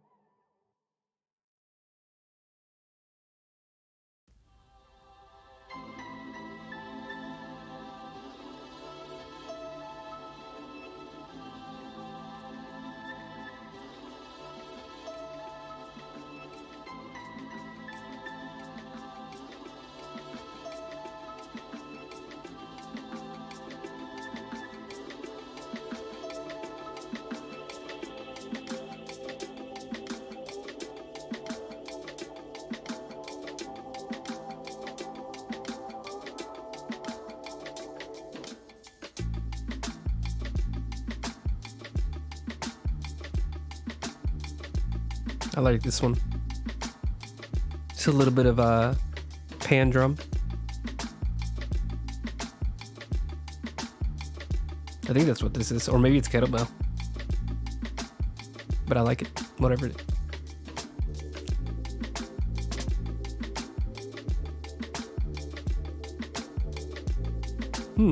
I don't know what I'm doing, but I really like it.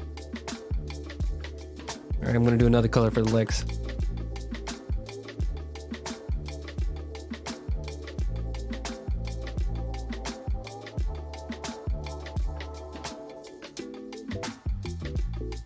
Oh, wait, I'm doing this wrong. Hold on, let me... Nope.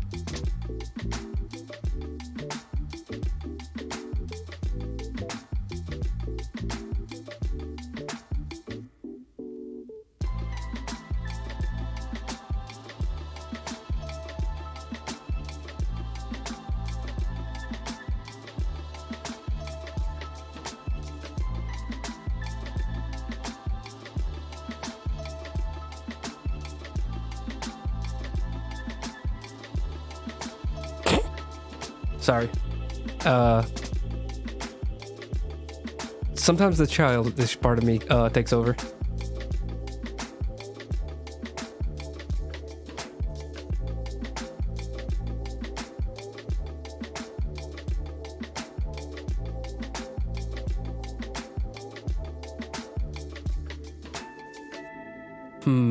Trying to think of a way to do this. I wish there was a way to like increase the canvas size just temporarily. So I'm gonna try doing something quick. I'm gonna add like another 1,000. It's on all sides. Oh, let me restart. Let me restart. Image, resize canvas, canvas. Wow. Nope. Meant to do 4.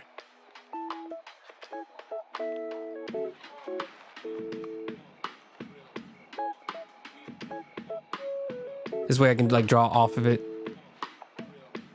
Then we can refocus it later.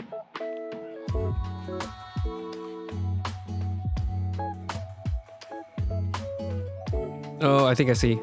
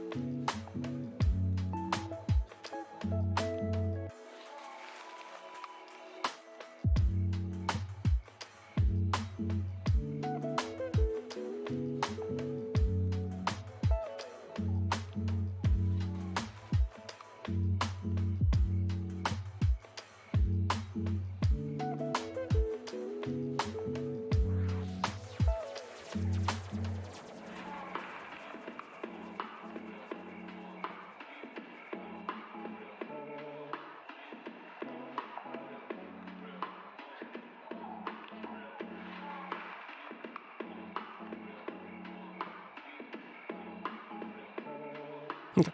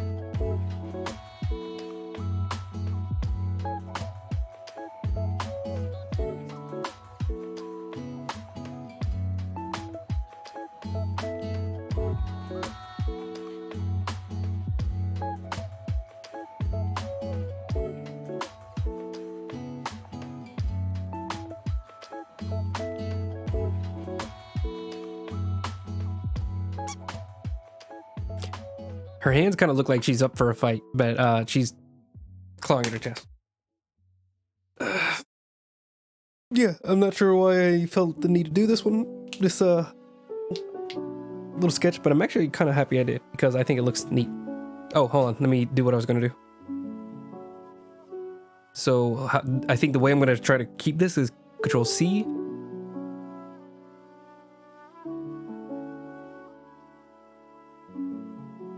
Oh, I'm gonna like undo. That's what I was gonna do. See if I can find the resize canvas. Go all the way back. Then we're gonna copy, paste it back in. Why is it lower?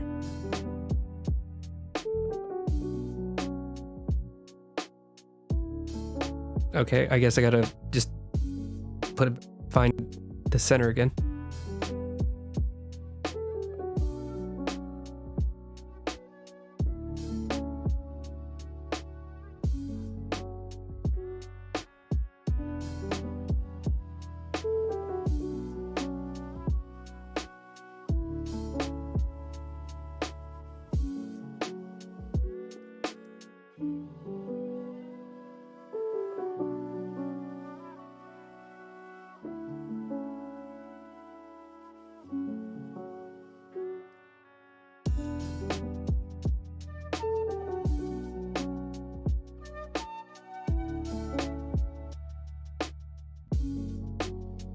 Okay, that's close enough.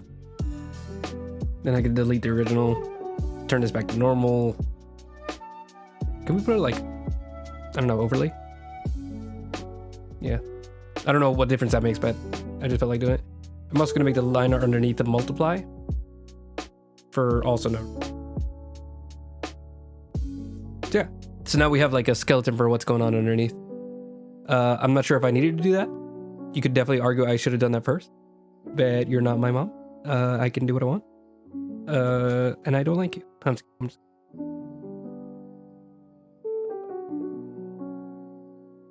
Alright, let's see if we can fix underneath real quick before I move on to the next stage. Let's move you down, actually. Lower your opacity. You go back up to full. I'm going to work on you.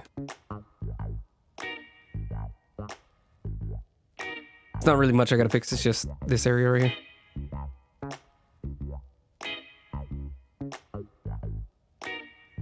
Oh, I probably should have just looked up like a reference real quick. Hold on. Wait right here. Enjoy the music while I look up a reference.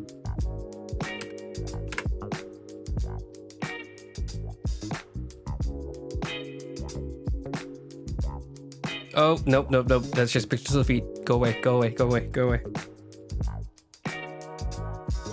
Sitting on these, that's what I'm thinking of. Oh my god, go away with all those foot fetish images, please. Thank you.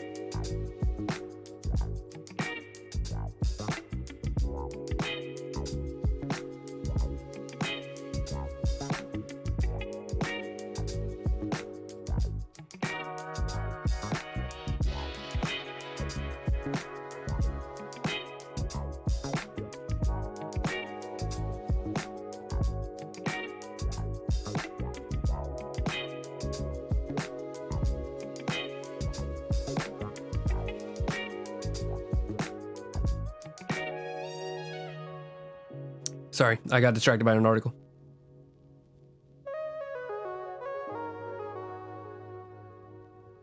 Oh, Jesus. Some of these are probably not safe for work, which is weird because I didn't put anything in my search bar.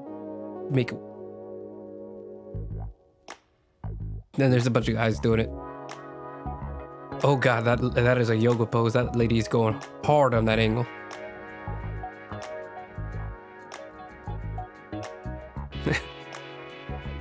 Okay. For some reason, it also had like fat man doing it. I don't know why that's something I might need. Ooh.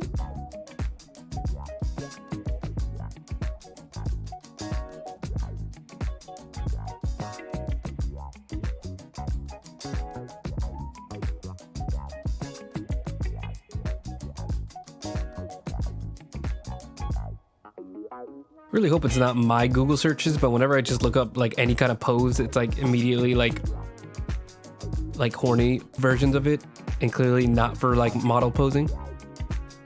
And it's upsetting.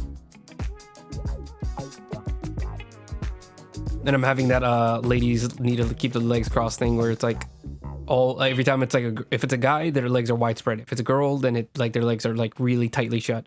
And it's like, okay, but that's not what I'm doing here. Like I'm doing. Sometimes women don't sit with their legs completely sealed off. It's fine. So you can show me images of girls doing it, so I can just use that as a drawing reference. Pose, girl, woman. Maybe I should do woman actually now that I think about it, so it doesn't accidentally pull up like kids. Let's see, women. Yes, you're very attractive, but that's not the point. Oh, this one's really close. Her legs disappear underneath her. What is happening there? This yoga pose is closer. Oh, sorry, you guys can't say this. I forgot. I'll try to finish this as soon as I can. They're doing like W poses. It's not what I'm going for.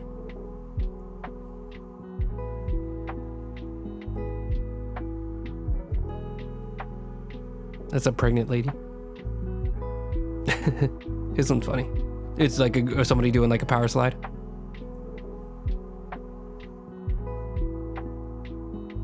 Okay, let's try this.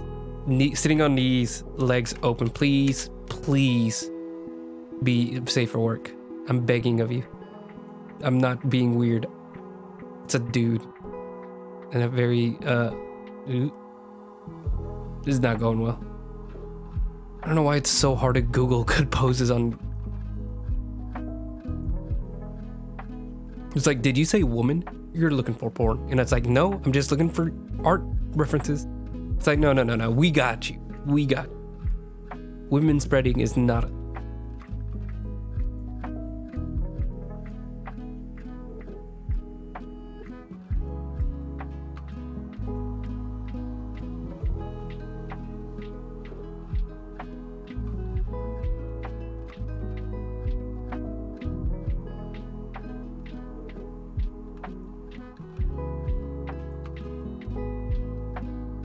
Wait, maybe I should just not look up women.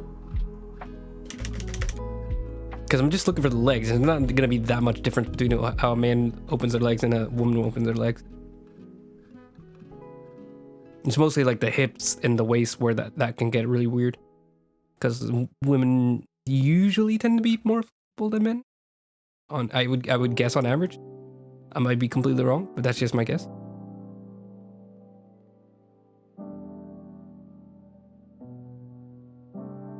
Hold on. Oh, this almost works, but it's from above for some reason.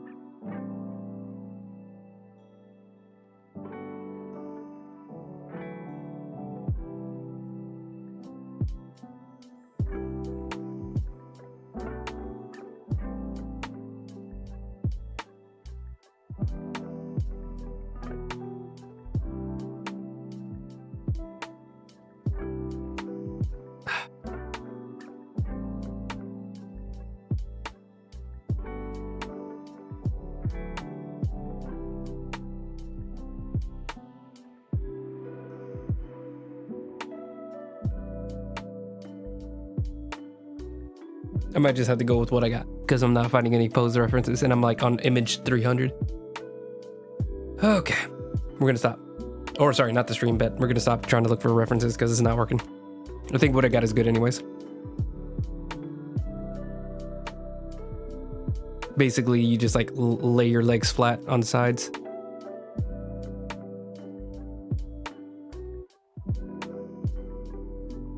So this would be the heel here. Then they kind of just lie along.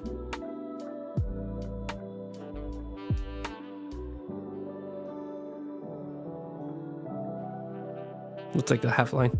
So we can try to keep them even.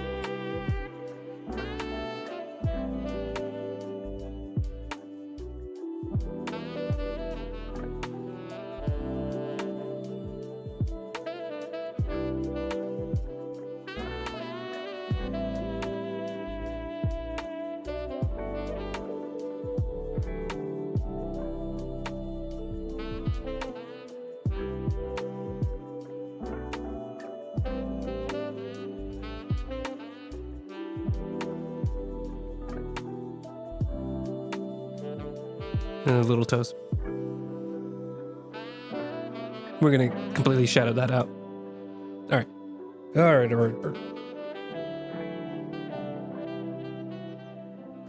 What? Here. I'm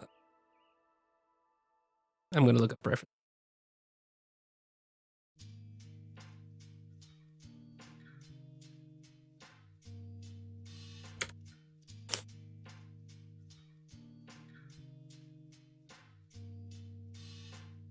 It's a very cute pose. I like that one.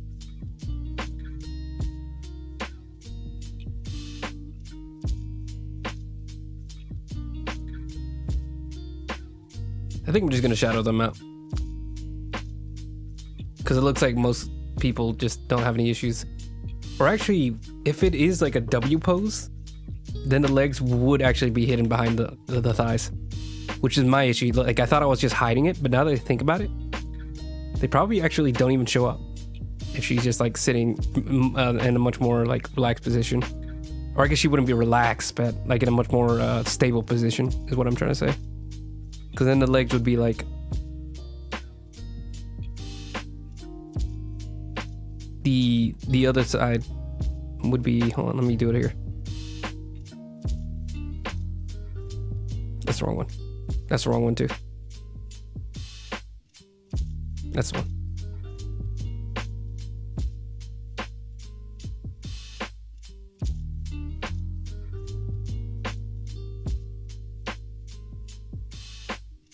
So the other leg would be like coming back around here. And so you wouldn't be able to see it. Or maybe a little lower, so like here. And this is the foot. That's the foot. This is like the back of the calf. And then it just go like that.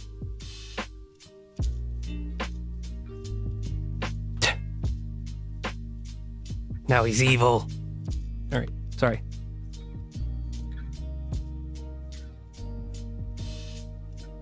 Boop, boop, boop, boop. And the big hole in the chest. Those aren't completely unnecessary. We'll remix those. Sorry. Okay. We could probably call it here, but I think I'm gonna maybe do one more run. What are you? Oh, this is the center line. I'm gonna keep that just in case. So we're gonna make the skeleton really quiet. Make this really brighten this up a little bit. I'm gonna take off the rule of thirds, so now we can just focus on the line. Okay. So now we're just gonna clean this up. I'm on the wrong way. No, I'm not. Why is it not showing up? Okay. I'm gonna make this an 8. Okay, maybe not an 8. Maybe like a 12.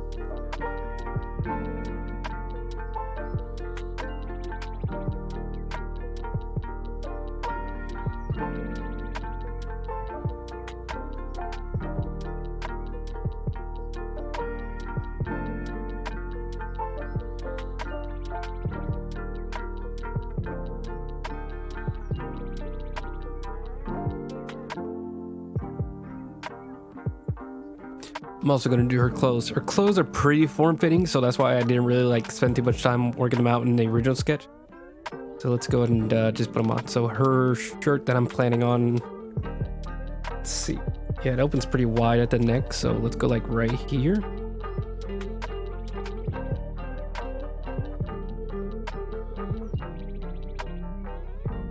Then it would just be her bra underneath. What I'm gonna do is like it's a very like it's kind of like a translucent cloth, kind of like Rogue from the new animated X-Men. I'm not sure which one. I didn't watch it, but I just know the design.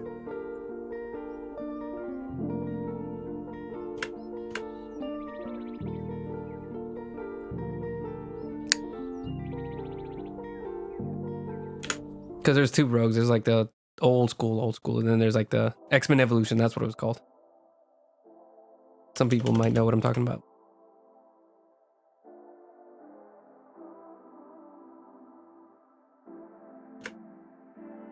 This isn't what the design I'm going for, but you know, just to give, just for an example.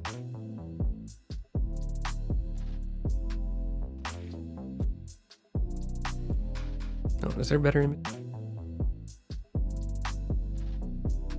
This is all like fan art. Hold on, I'm trying to find like, just like a still from the show.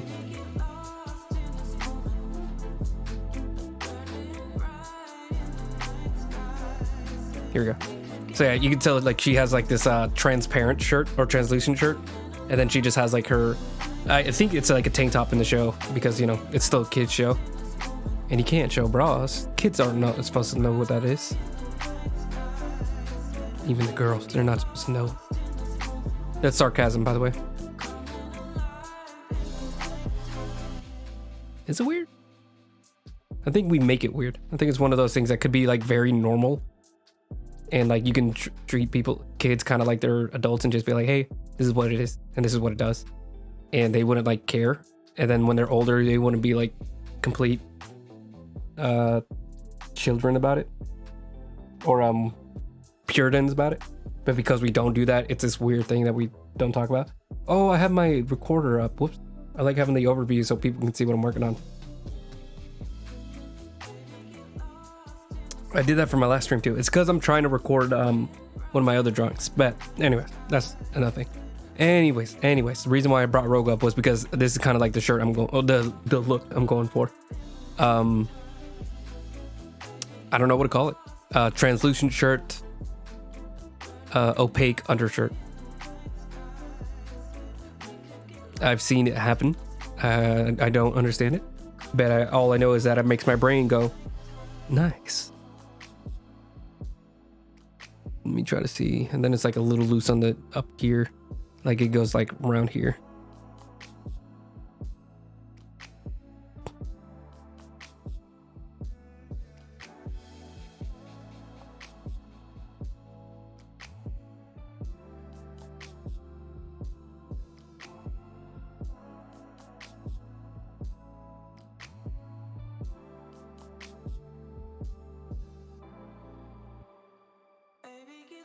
Might do an extra hour and stop at 9:30, just because I think that's gonna be just enough time to get the second round of line art done. And I think this is gonna be the one we keep, because like I said, I want to try going for a very sketchy style for this piece, because I think it'll look good with the flames. So I want it to be clean, but I don't want to be so clean that like it looks like ink. That's why I'm still using the pencil. I just love the gritty texture of the pencil.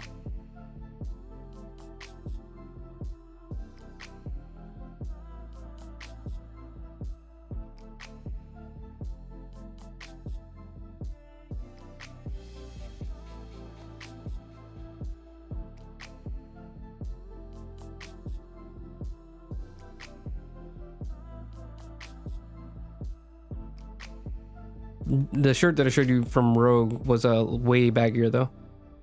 So her sleeves were like big poofy sleeves, but this one are going to be like slim. Not like skin tight, but like close to that. It's like that middle line where it's like, it's not like completely like vacuum to your skin, but it's pretty snug. That's like the ideal, personally. If you have like a body that you like to show off. Should be everybody. People have different preferences. Well, let me turn everything off just to see. Okay. I think that chin is actually very broad. Maybe I should tame that down. Or maybe... No, we'll be fine. We'll be fine. I think especially with the lighting, it'll slim down once I get like all that done.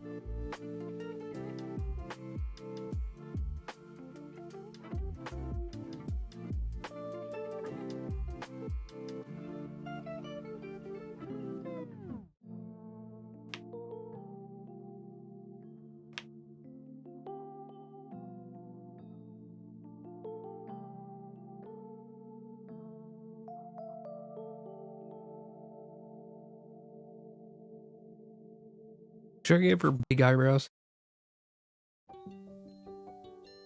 I think girls with really powerful eyebrows are really interesting. Like Cara Delevingne is the one that always comes to mind. Finding that right balance of like bushy eyebrows, but not like weird, like distractingly beautiful. Distractingly bushy eyebrows. I used the wrong word. Is like a really fine line that you have to be very careful with. And sometimes I get really like stuck to certain details and I need to break it up. Where like the one that I always think of is I used to draw every character I drew for a little while with gauges because I like gauges. And it became very noticeable in a lot of my drawings. And so like I had to like fight that for a long time. Now I can mix it up. Now I'm pretty good at mixing up the types of earrings or if they have earrings at all. Jesus, that scared me. I got an Amber Alert on my phone. Go away.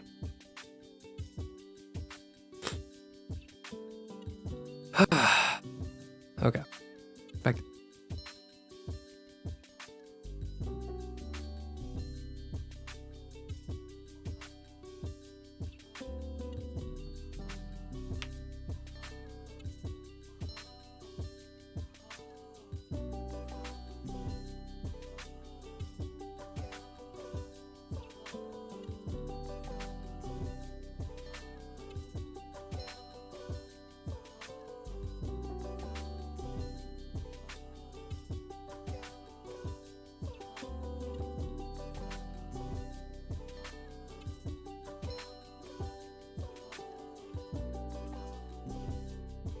Oh, my brush is at like 8 instead of 12.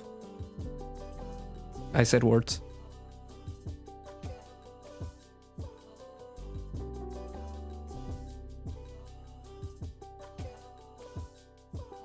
I do like her with the big eyebrows, actually. She looks really friendly. Make the chin a little smoother.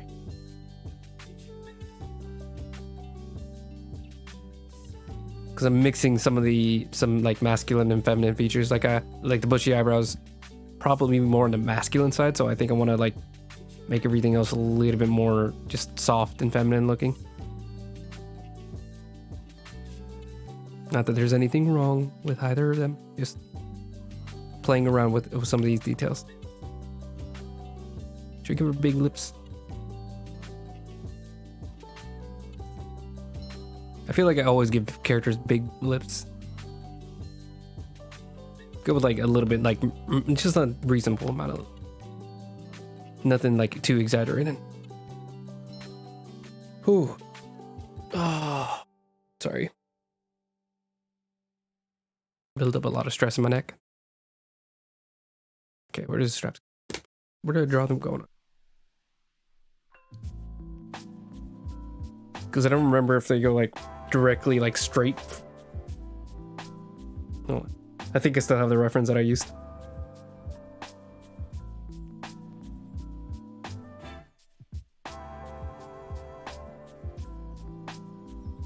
Hold on for a minute.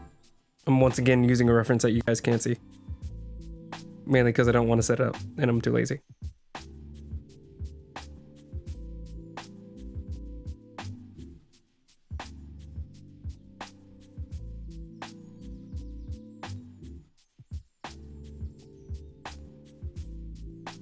There it is. It's like basically just like where the arm ends. Like right at the point where the arm like connects to the trapezoid. Or I guess that would be the shoulder connecting to the trapezoid, so like right here.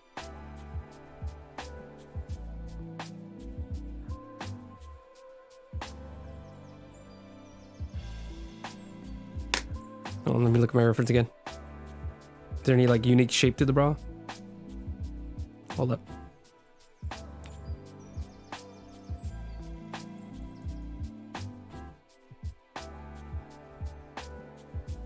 No, it looks very normal.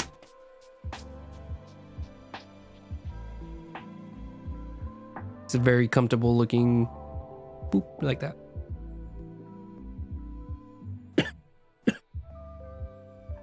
Sorry.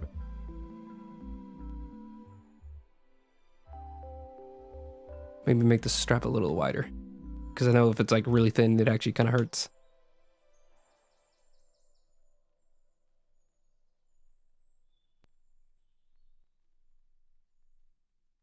Or it can hurt after like long use, or if there's like a lot of weight on it. I think maybe I don't know anything. Possible.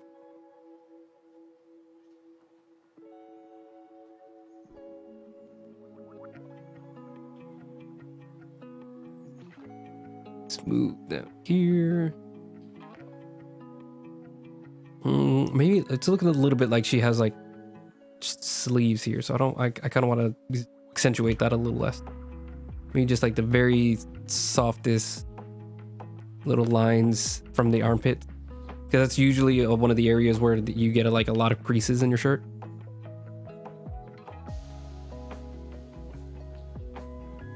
Just like one of those areas, like you, whenever you have like a very like wrinkly shirt, they usually go right around your elbow, right around the forearm. Sorry, not the forearm. Right around the wrist, the elbow, and then the shoulder. Those are usually like the three places where all the wrinkles tend to like gather. So I'm trying to get that. But then again, it is form fitting. So let's really like take this out entirely then. Just follow along the arm. Maybe just a little pinch where it comes off of the forearm. Kind of like a little technique is that I use sometimes. Imagine this is a forearm. That is a huge forearm. Hold on. I mean, it's still a huge forearm. Okay. So something that I like, a little trick that I do sometimes to keep what is part of the body but still have like loose clothing. So it's like a cheat. So hold on. One reason I hate drawing loose clothes is because I have to erase all the detail of the body that I might have drawn earlier. So when I do loose clothes and I want to keep that, is I'll do maybe a little bit of cheat. It's also kind of realistic. Is that, let's say like this is the sleeve here. Is that like, obviously it's going to drape along the shirt. But with wrinkles, let's see, something like that. The wrinkles will break through. And the way that I'll denote it is like I'll kind of have like a gap right there. If that makes any sense. Let me erase all this. So now this is the sleeve. And then let me draw the hand coming out so you can kind of tell that the arm is shorter.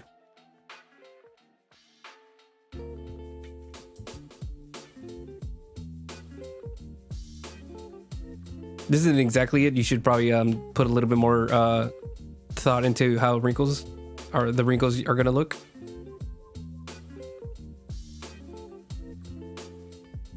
Yeah, this is something I do where I kind of like denote it within the shadows or within the lighting of the wrinkles. So you can tell kind of that there's going to be an arm like here. Your eyes will like follow along it.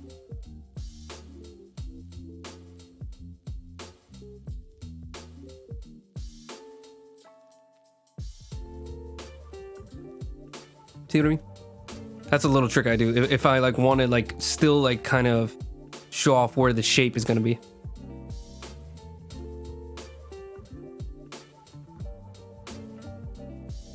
It's a little cheating, but it also is something that does kind of happen with clothes. It just depends on like the exact situation and to what degree. It's like you can do it a little bit, but if you do it too much, then people will like notice that like you're just not cheating, but like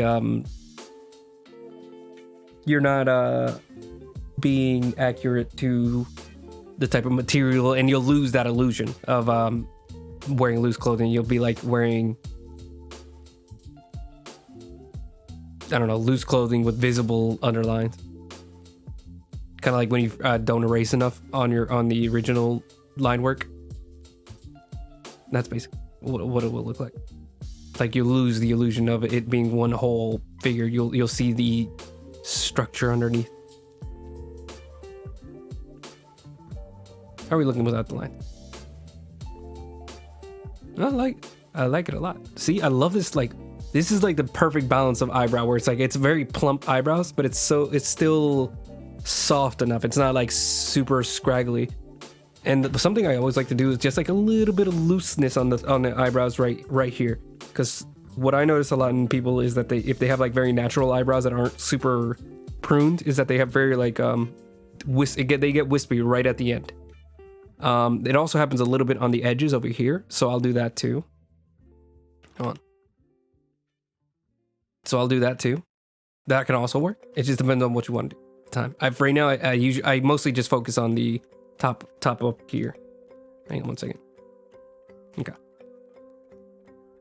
Oh, sorry, I didn't mean to groan that loud. But being in the chair for too, I should probably stand up eventually. I think we're still on pace to finish this round of line art. Don't make me look at the reference one more time. I should have just taken a picture. Oh no, I still have it here. I'm gonna take a picture now.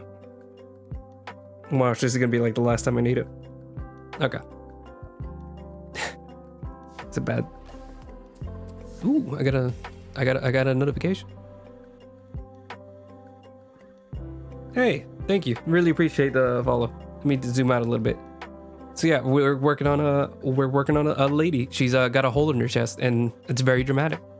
Eventually, there's gonna be like fire and like all sorts of stuff pouring out of it. But right now, we're just focusing on the figure. But thanks for the follow. I really appreciate it. Let's see. Back. Let me do the hand. Ooh, I don't have my chat up. There it is. But yeah, thanks for hopping in.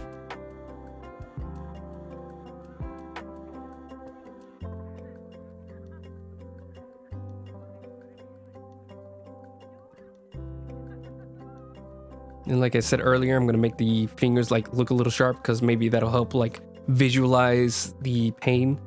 I think I'll do a lot of like little hatches. Like let me show you. So sometimes for especially my traditional drawings, I do this a lot. Is I'll do like little streaks, just here and there, and maybe erase it a little bit. Hold on. Sorry, I gotta fix my brushes. Okay. So I'll do like little hatches where like the line art comes unfurled, and that'll be like an emotional little signal.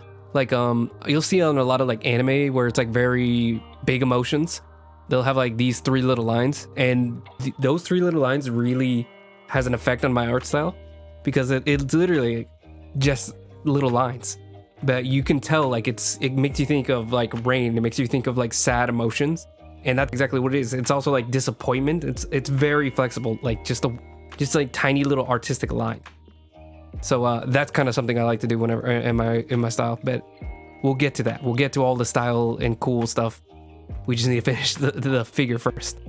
Then we can get into all the crazy stuff. Anyways, her bra. Yeah, let's finish that.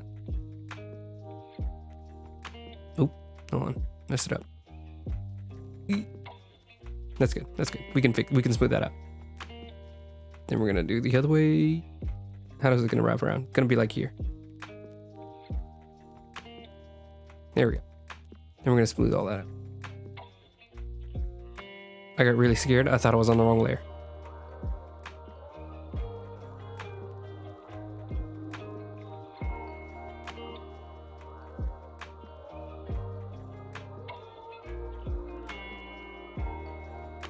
Come on. There we go. Like nothing ever happened. I'm lying. There's 2 little sharp points. Hold on. Hold on. It's gonna look smooth. I promise. I promise. I'm not panicking. You're panicking. There we go. All right, and then scoop. This will probably get lost because it is gonna be a black bra. Still, you can have like a little like shading here, where it'll like almost completely obscure it, but you'll be able to tell like a little bit of the lines. You can bring it out in shading where you can like tell just like by the way that like light reflects off certain areas that there's like different shapes going on in the shadows. I think that makes sense. Yeah. Yeah. And then how does this bra go? Like right there? Is that gonna distract from the giant hole? How long have I been drawing? Since preschool, so like 6. I don't know what preschool age is. But yeah, I haven't been good until like high school. So that would have been like 16. 8 years. I haven't been like good since like until like high school. Before that, it was like all stick figures and like blobby anime I don't know, tracing, I guess. But yeah, once I got into high school, I like started to notice like, oh, I'm not as good as I thought I would. Like I need to work on this really hard because like I've always been drawing. It's just I haven't been drawing good for a very long time. So I sat down and like started Googling a bunch of art references and like guides and tutorials. And then like in a very short period of time, I started getting like very good at like anatomy. Sorry, let me comment. I got pretty good at anatomy. I think I'm very comfortable with anatomy, but you know, sometimes you need a lot of time to really master it. I've gotten enough time that I can do a lot of poses without references, but I still need help. Come on.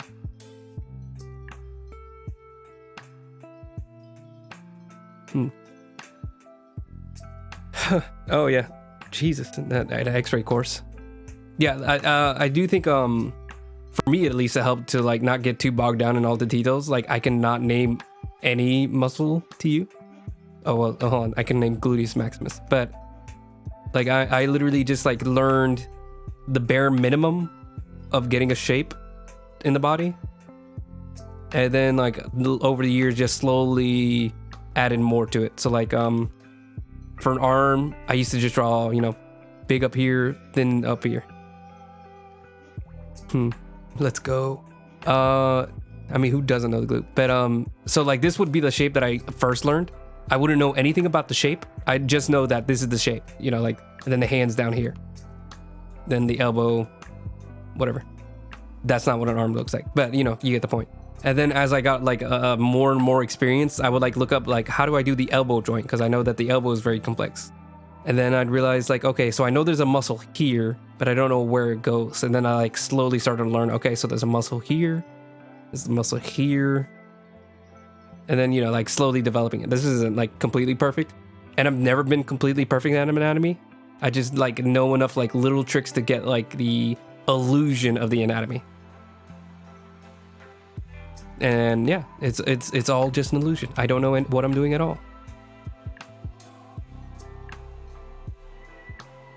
But sometimes faking it eventually will get you there.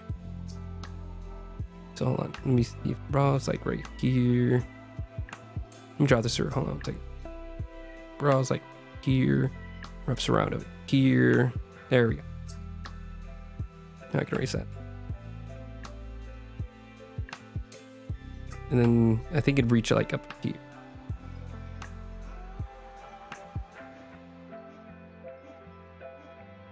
Or maybe a little bit wider, like right here. Okay. Is that right? Does that really work? Let me turn this off. Let's finish the hands, and then I might be able to tell if I'm doing this right. Oop, oop, oop, oop, oop. I've got like 100 lines. Okay. I'm on the wrong layer.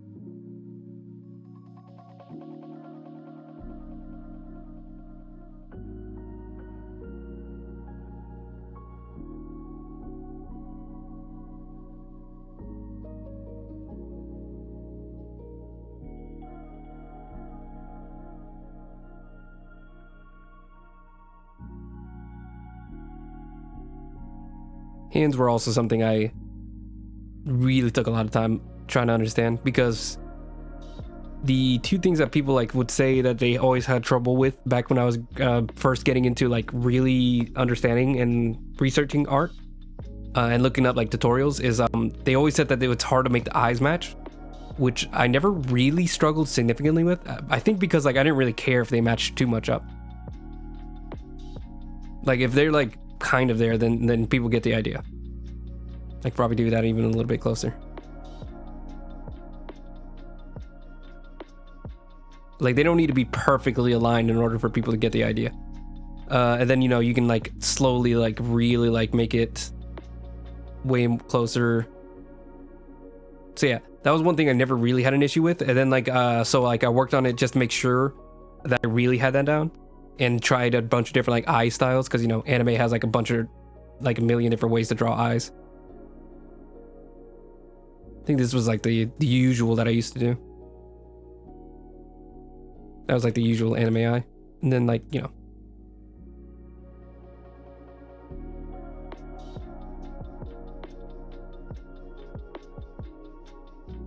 I never did the huge eyes like this. But yeah. And then the other thing was hands, and hands took me a long time. I mean, I think like maybe months of like practicing hands over and over and over again. And then I got like decent enough to like get them okay. Like I could draw hands and, you know, use them in very specific positions. And then, you know, over the years, I like kept trying like new things. All right, I'll see you in a few minutes then. So like getting like very specific things, like the thumb. The thumb was the big part. That was like the big like moment when I really started to figure out how to like pose hands, where I was like, okay, so, you know, like get the four fingers, and then figure out that the thumb was really different. And that was what really helped, where it was like, okay, get the ball, and then you get the two joints for the thumb. And that's when things started to really come together. You can get very, very far if you just know at least how to do the thumb. Then the fingers, you know, they're just blobby little hot dogs. That's not what they are, but you know, you get it. Yeah. Yeah.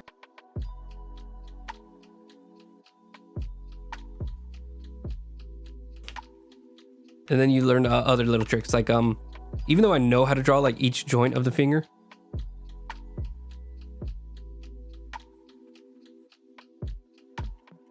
like you can still like simplify that to make things easier. Like I skipped this step, but like one thing you can do is just, instead of like all three points of the finger, you can just do it kind of like two. And you'll see this a lot in my drawing. I mean, you'll see right here, to like simplify these two into one. And you can get very far with that too, because usually they don't bend too much here. Like you really have to bend pretty far before it starts to like separate. So usually you'd be somewhere in between. So even though there's like a joint right here, usually it doesn't bend until you're like right here. Once you get here, like at a completely 90-degree angle, that's when the other one starts to bend a little bit. So yeah, and then like figuring out that the shape of the fingertip itself, it's kind of like this shape. I don't know what to describe this as. It's like a trapezoid, but like a very shallow point. And then doing it as rectangles also really helps. So like no one really will get mad at you if you just do like square fingers, because it like it communicates what you're going for really well. And then you can add like just like a little bit of fat. That's also another thing. Just learning that it's like a little ball of fat. So just do the two fingers, like, you know, here's the knuckle, here's another knuckle. If you realize that like there's a ball of fat in between each of these, you can kind of learn from there. So these are like little fatty deposits.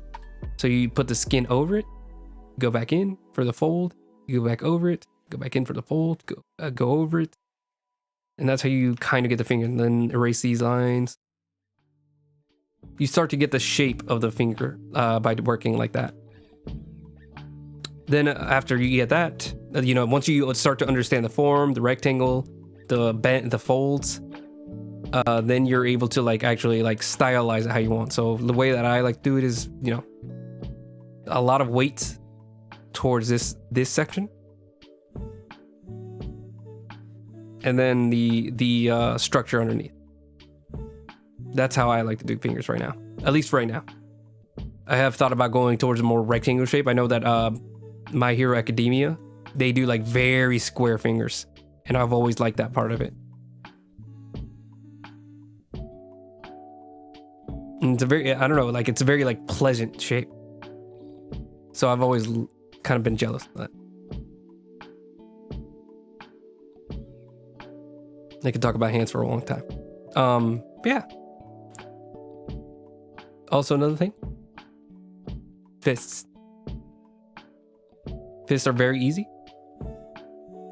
4 fingers, pop, thumb goes over it. And then I learned the fold, which is just, so this is the palm. Technically the palm's like here too. It's the palm. So these are the most important folds. It's, you just learn, and that's it.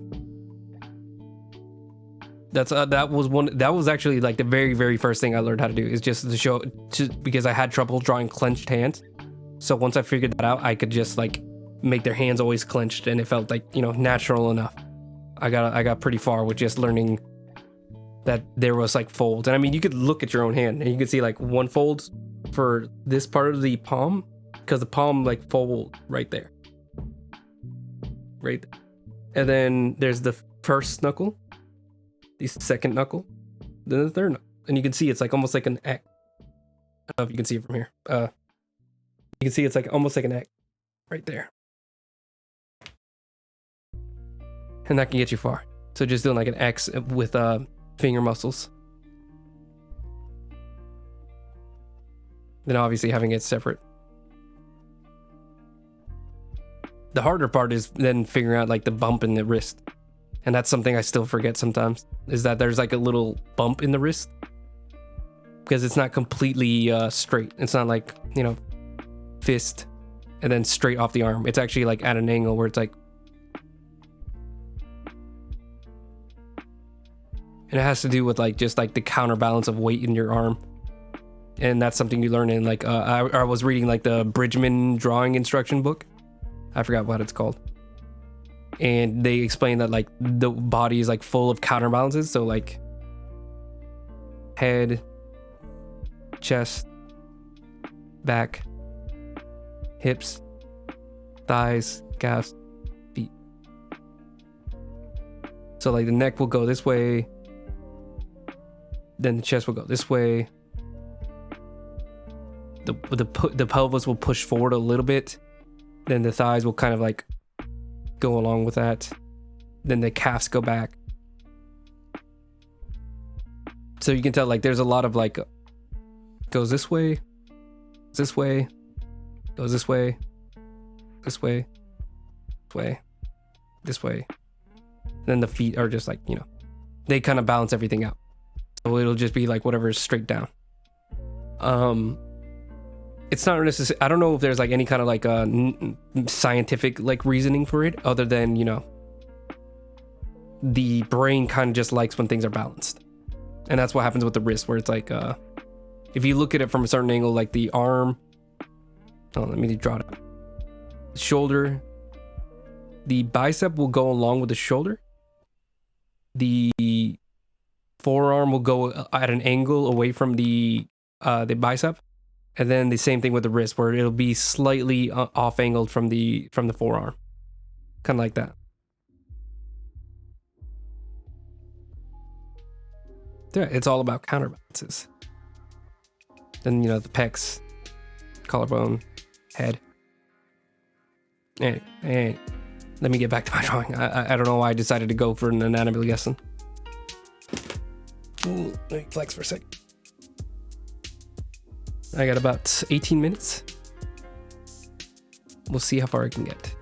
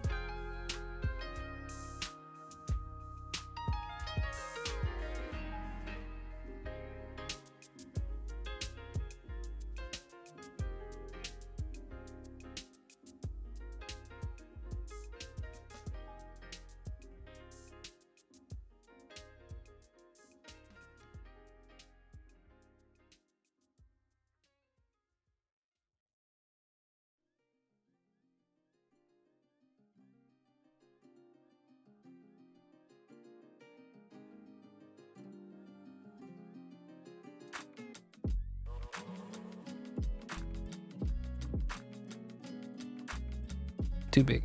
Again, I'm trying to make her thin.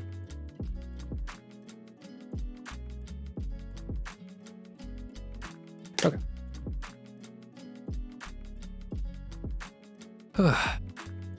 Sorry, I think the tiredness is getting me. You know, I'm always sleepy after like literally 5 minutes. I'll say okay and like yawn all the time, but I'll still be up. Like I don't go to bed until like 7 in the morning. So like even on days that I stream, I'll be like exhausted after the stream and still stay up until like 5 in the morning, 7 in the morning. Some might say I need better sleep. And I tell them to hush because I'm gonna give her a nice week.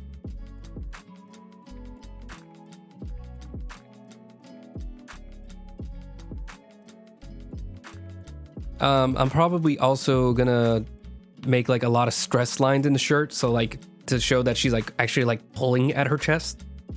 So hold on, let me see. Let me see if I can just do that now, actually.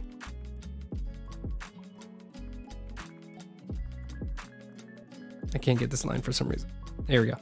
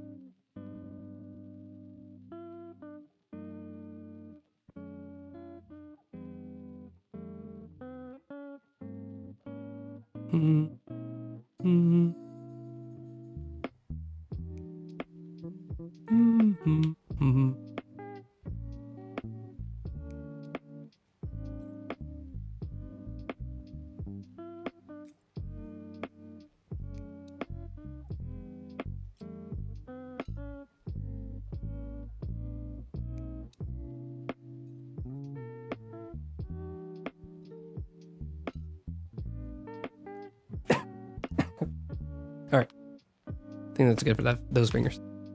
How does it look like without drawing underneath? I need to be careful because sometimes if I go too hard on the details in the hand, they'll end up looking like old, and that's not exactly the effect I'm going for. Might give her some jewelry too, because people be liking their jewelry. I can't wear rings, but you know, and a lot of other people do. I've been thinking about getting into rings, but I don't know. Like I hate having things on my fingers. But also, like, they look so cool. Especially somebody with, like, a lot of ring. And, like, I'll draw people with rings, and I'll be like, wow, I like how this character looks.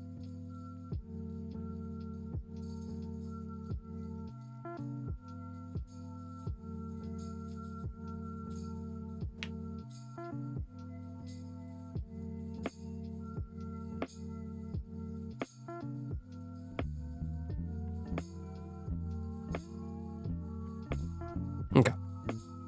Put the lines back on. Let's try to get this other hand.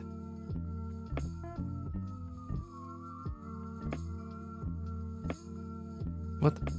Oh, this is the other one.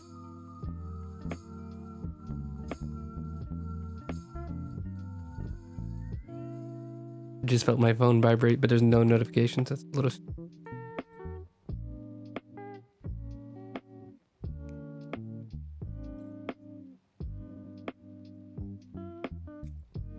Okay, I try to do this from far, but I can't tell even what I'm doing. I didn't mess anything up, but I could tell, like, I did not see what I was working on.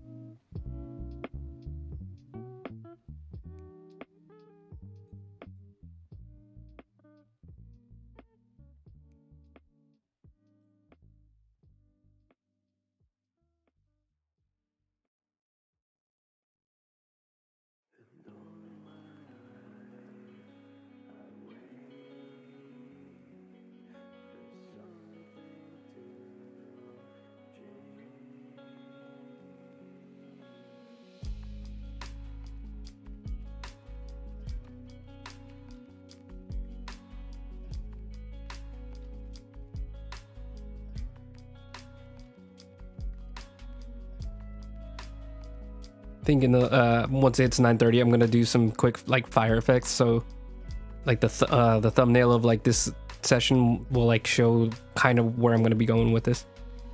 Because right now it's just a girl touching her chest, which is cool. But you know, it's not the. I want to like let people know like here's where we're gonna go with this. You know, like show them where I'm going.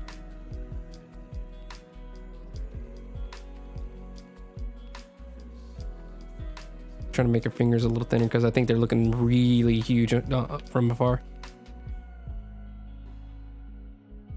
Again, nothing wrong with big fingers. Nothing wrong with big fingers. We like big hands.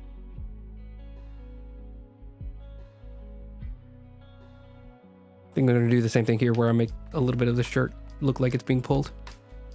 Sorry, there we go. She'd actually be doing it the opposite way, so it'd be actually be going like here.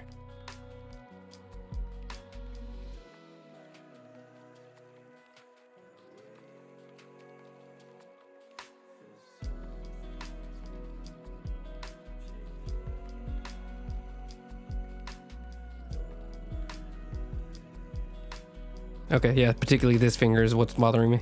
That's what I'm noticing now. This one's really fat.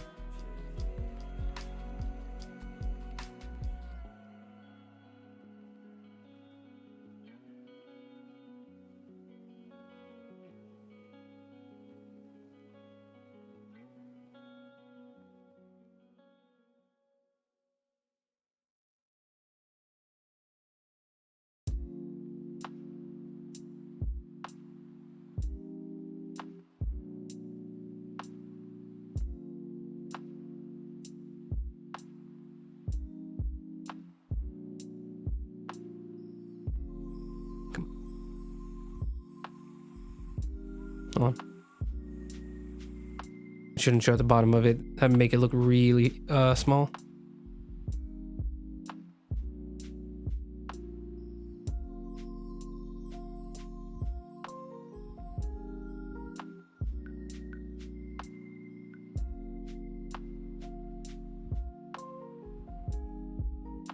Oops.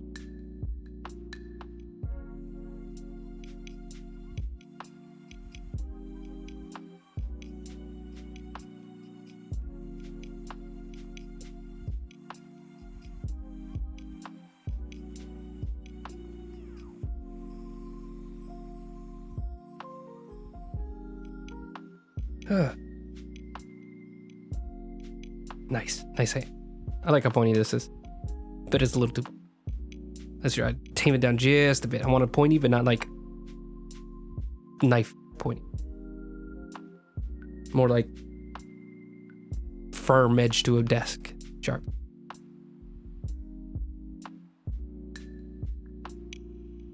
Okay. Ooh, but almost there. Almost there. I could probably put like a few lines on the shirt. This is another one where the shirt would probably wrinkle around the belt at the waist. Maybe around the ribs.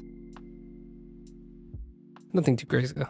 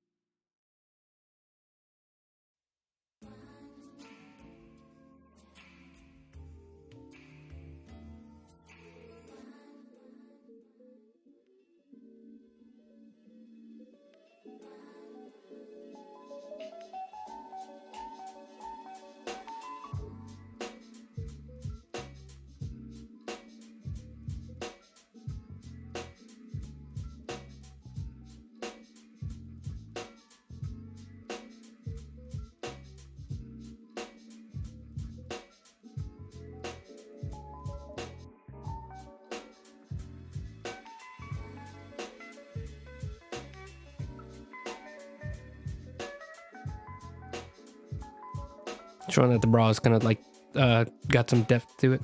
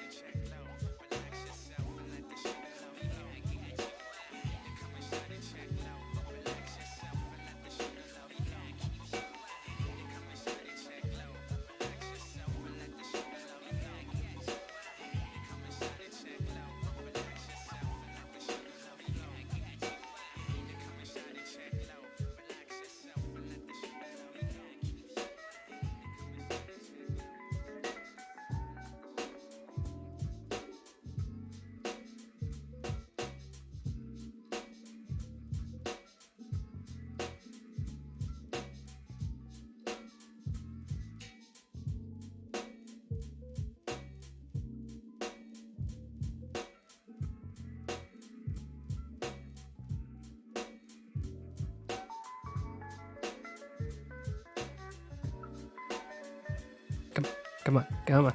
Come on. Come on. Give me the right line. Give me the line I'm looking for. Please. That can work. Hold on.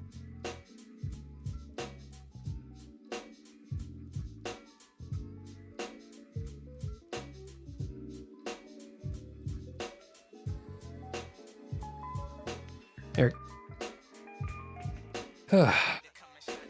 Ooh. Head scratchies.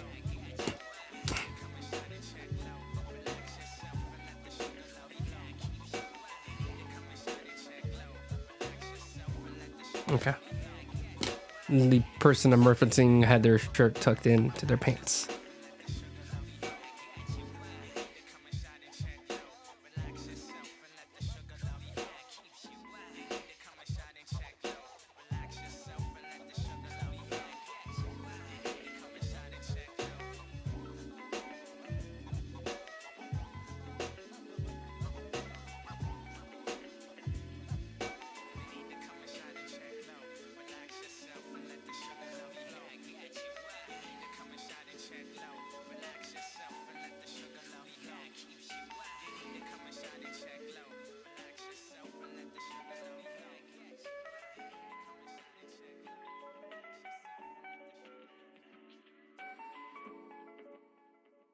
There.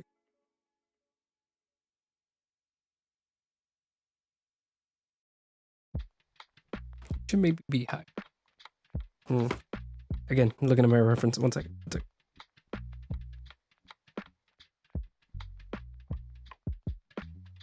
Okay. Usually the like belt. What am I thinking of? The pants, the button for the pants are like right below the belly button. So let me try to fix that. That is not what I want to do. Select these. This is why I use the polygon. Select, deselect, and then we're gonna move it out. Maybe make it smaller. Just a tiny bit. Like that. And just like right. Oh yeah, and merge it back in. There we go. Right back in.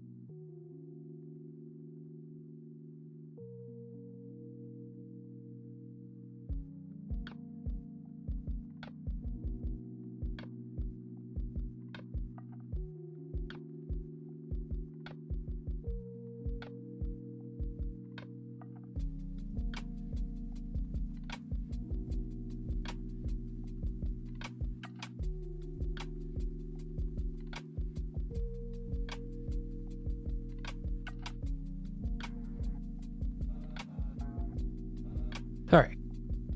We're going to probably call it there first for tonight. Let's see where we're at. Let me draw this last bit of it because it's like the tiniest detail that I can add. There we go. So here we go. Yeah, there we go. So that's where we are for now. Then let me go ahead and draw some fire. Like literal fire, not like. Go with this. Let's make it.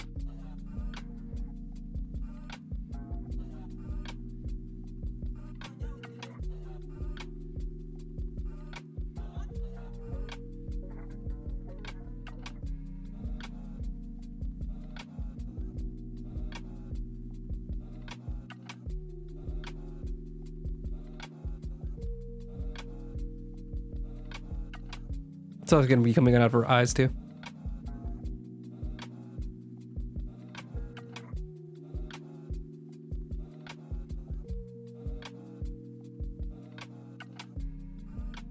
Like tears. Like tears. Actually, that is kind of accurate because it is getting lost in the fire, all the rest of the fire.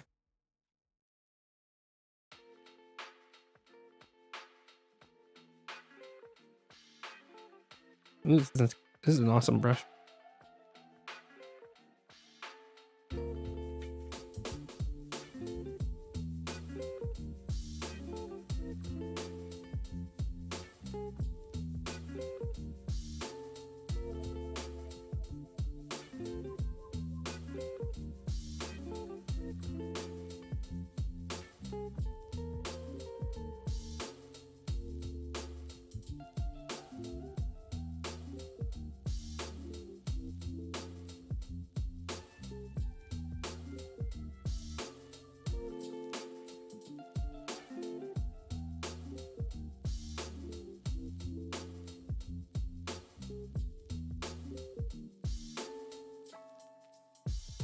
Okay, let's try to erase some of it. Add some more variety to it.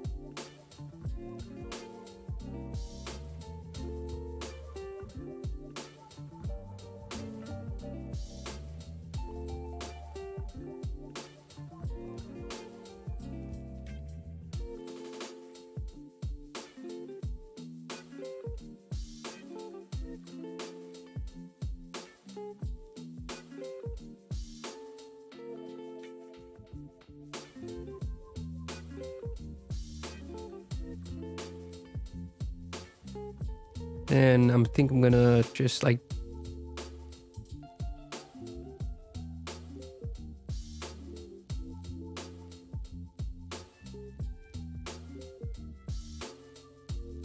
no, this isn't what I wanted to do.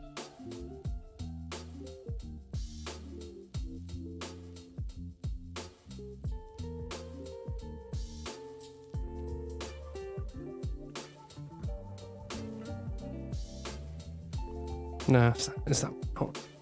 I'm trying to figure this out. One second.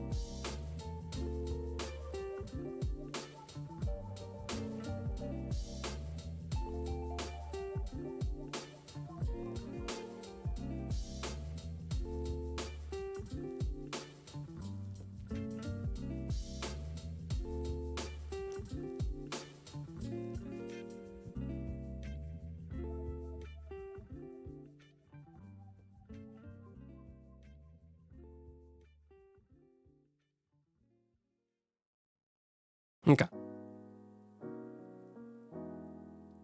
Let's lower the opacity.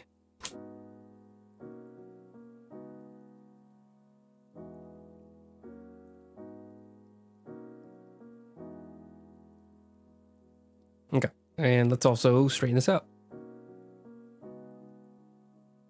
Okay. So yeah, this is kind of where we're going to be going. So she's like, like she's grabbing at her chest because like all of her emotions are just like blazing out of her chest. It's just like scorching out, and it's just like literally like lighting the place around her on fire.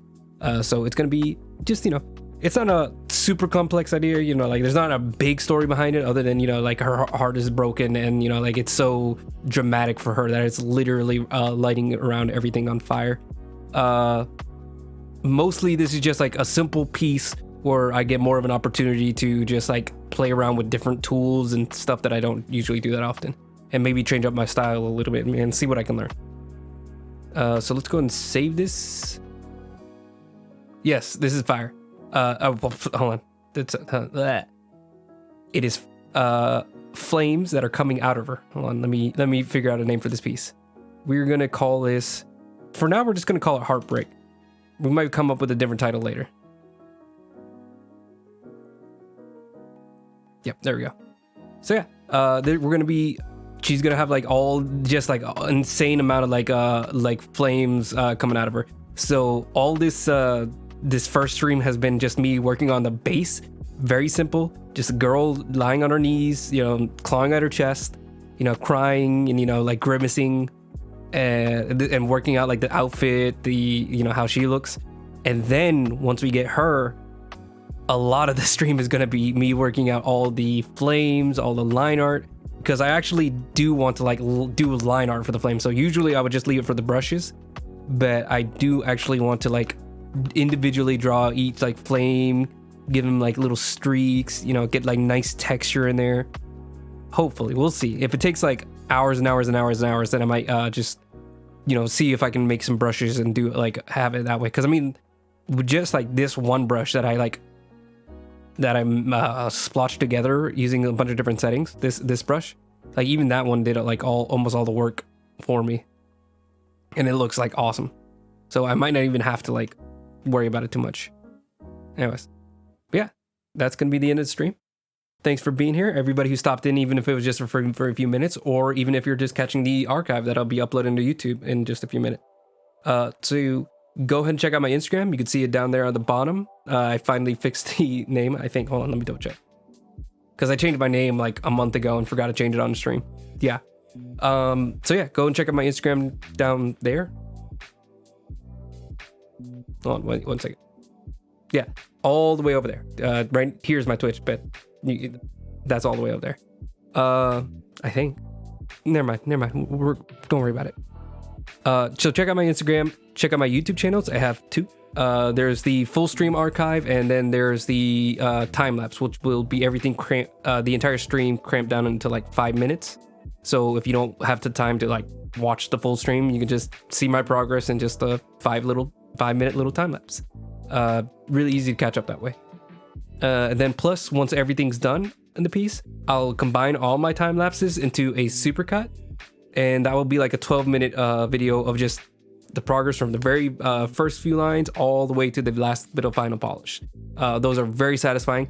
One of those goes up tomorrow, so look out for that on my YouTube channel, a supercut of the last piece, so you can watch the very first lines all the way to the end. I'm really happy with those. They're always very fun. They make me look like I know what I'm doing, and it's great.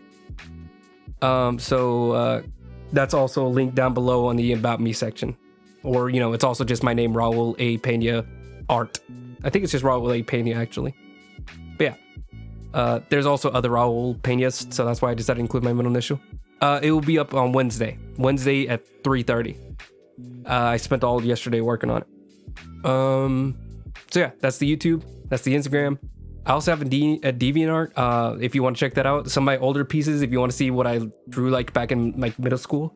There's a few of those in my like old archive, and those are also pretty up to date. I think only the piece that I posted today, so it hasn't been posted yet. But yeah, I always keep up to date on DeviantArt. I'm pretty active on there because I like to collect a lot of references and inspiration there. It's like my Pinterest, because I've never used Pinterest, but I use a lot of DeviantArt. I see all the furry art. I see all the Sonic art. It's all there. I find the little jewels in those little in that on that website, and all the little simp stuff. But you know, don't look at my simp. My Pinterest is interesting. I'm a little scared and threatened, but I'm gonna let you keep your little secrets. What else? I think is DeviantArt, YouTube, Instagram. Oh, I have a commission sheet down below if you want me to draw your D&D characters, your role-playing characters. Check out my commission sheet. Send me an email. I'd be happy to work on your characters for you. I love designing characters. I'd love to talk about, like their backstory, their design. We can work through like good design. So, check that out. And then also the donation link. If you just want to send a little bit of money, gives me a little bit more inspiration to keep working on this and spending time on here. It's just, a great incentive, and I'd really appreciate it. That is all. I do these every Tuesday at 6:30 p.m. and I'll see you next. Bye-bye.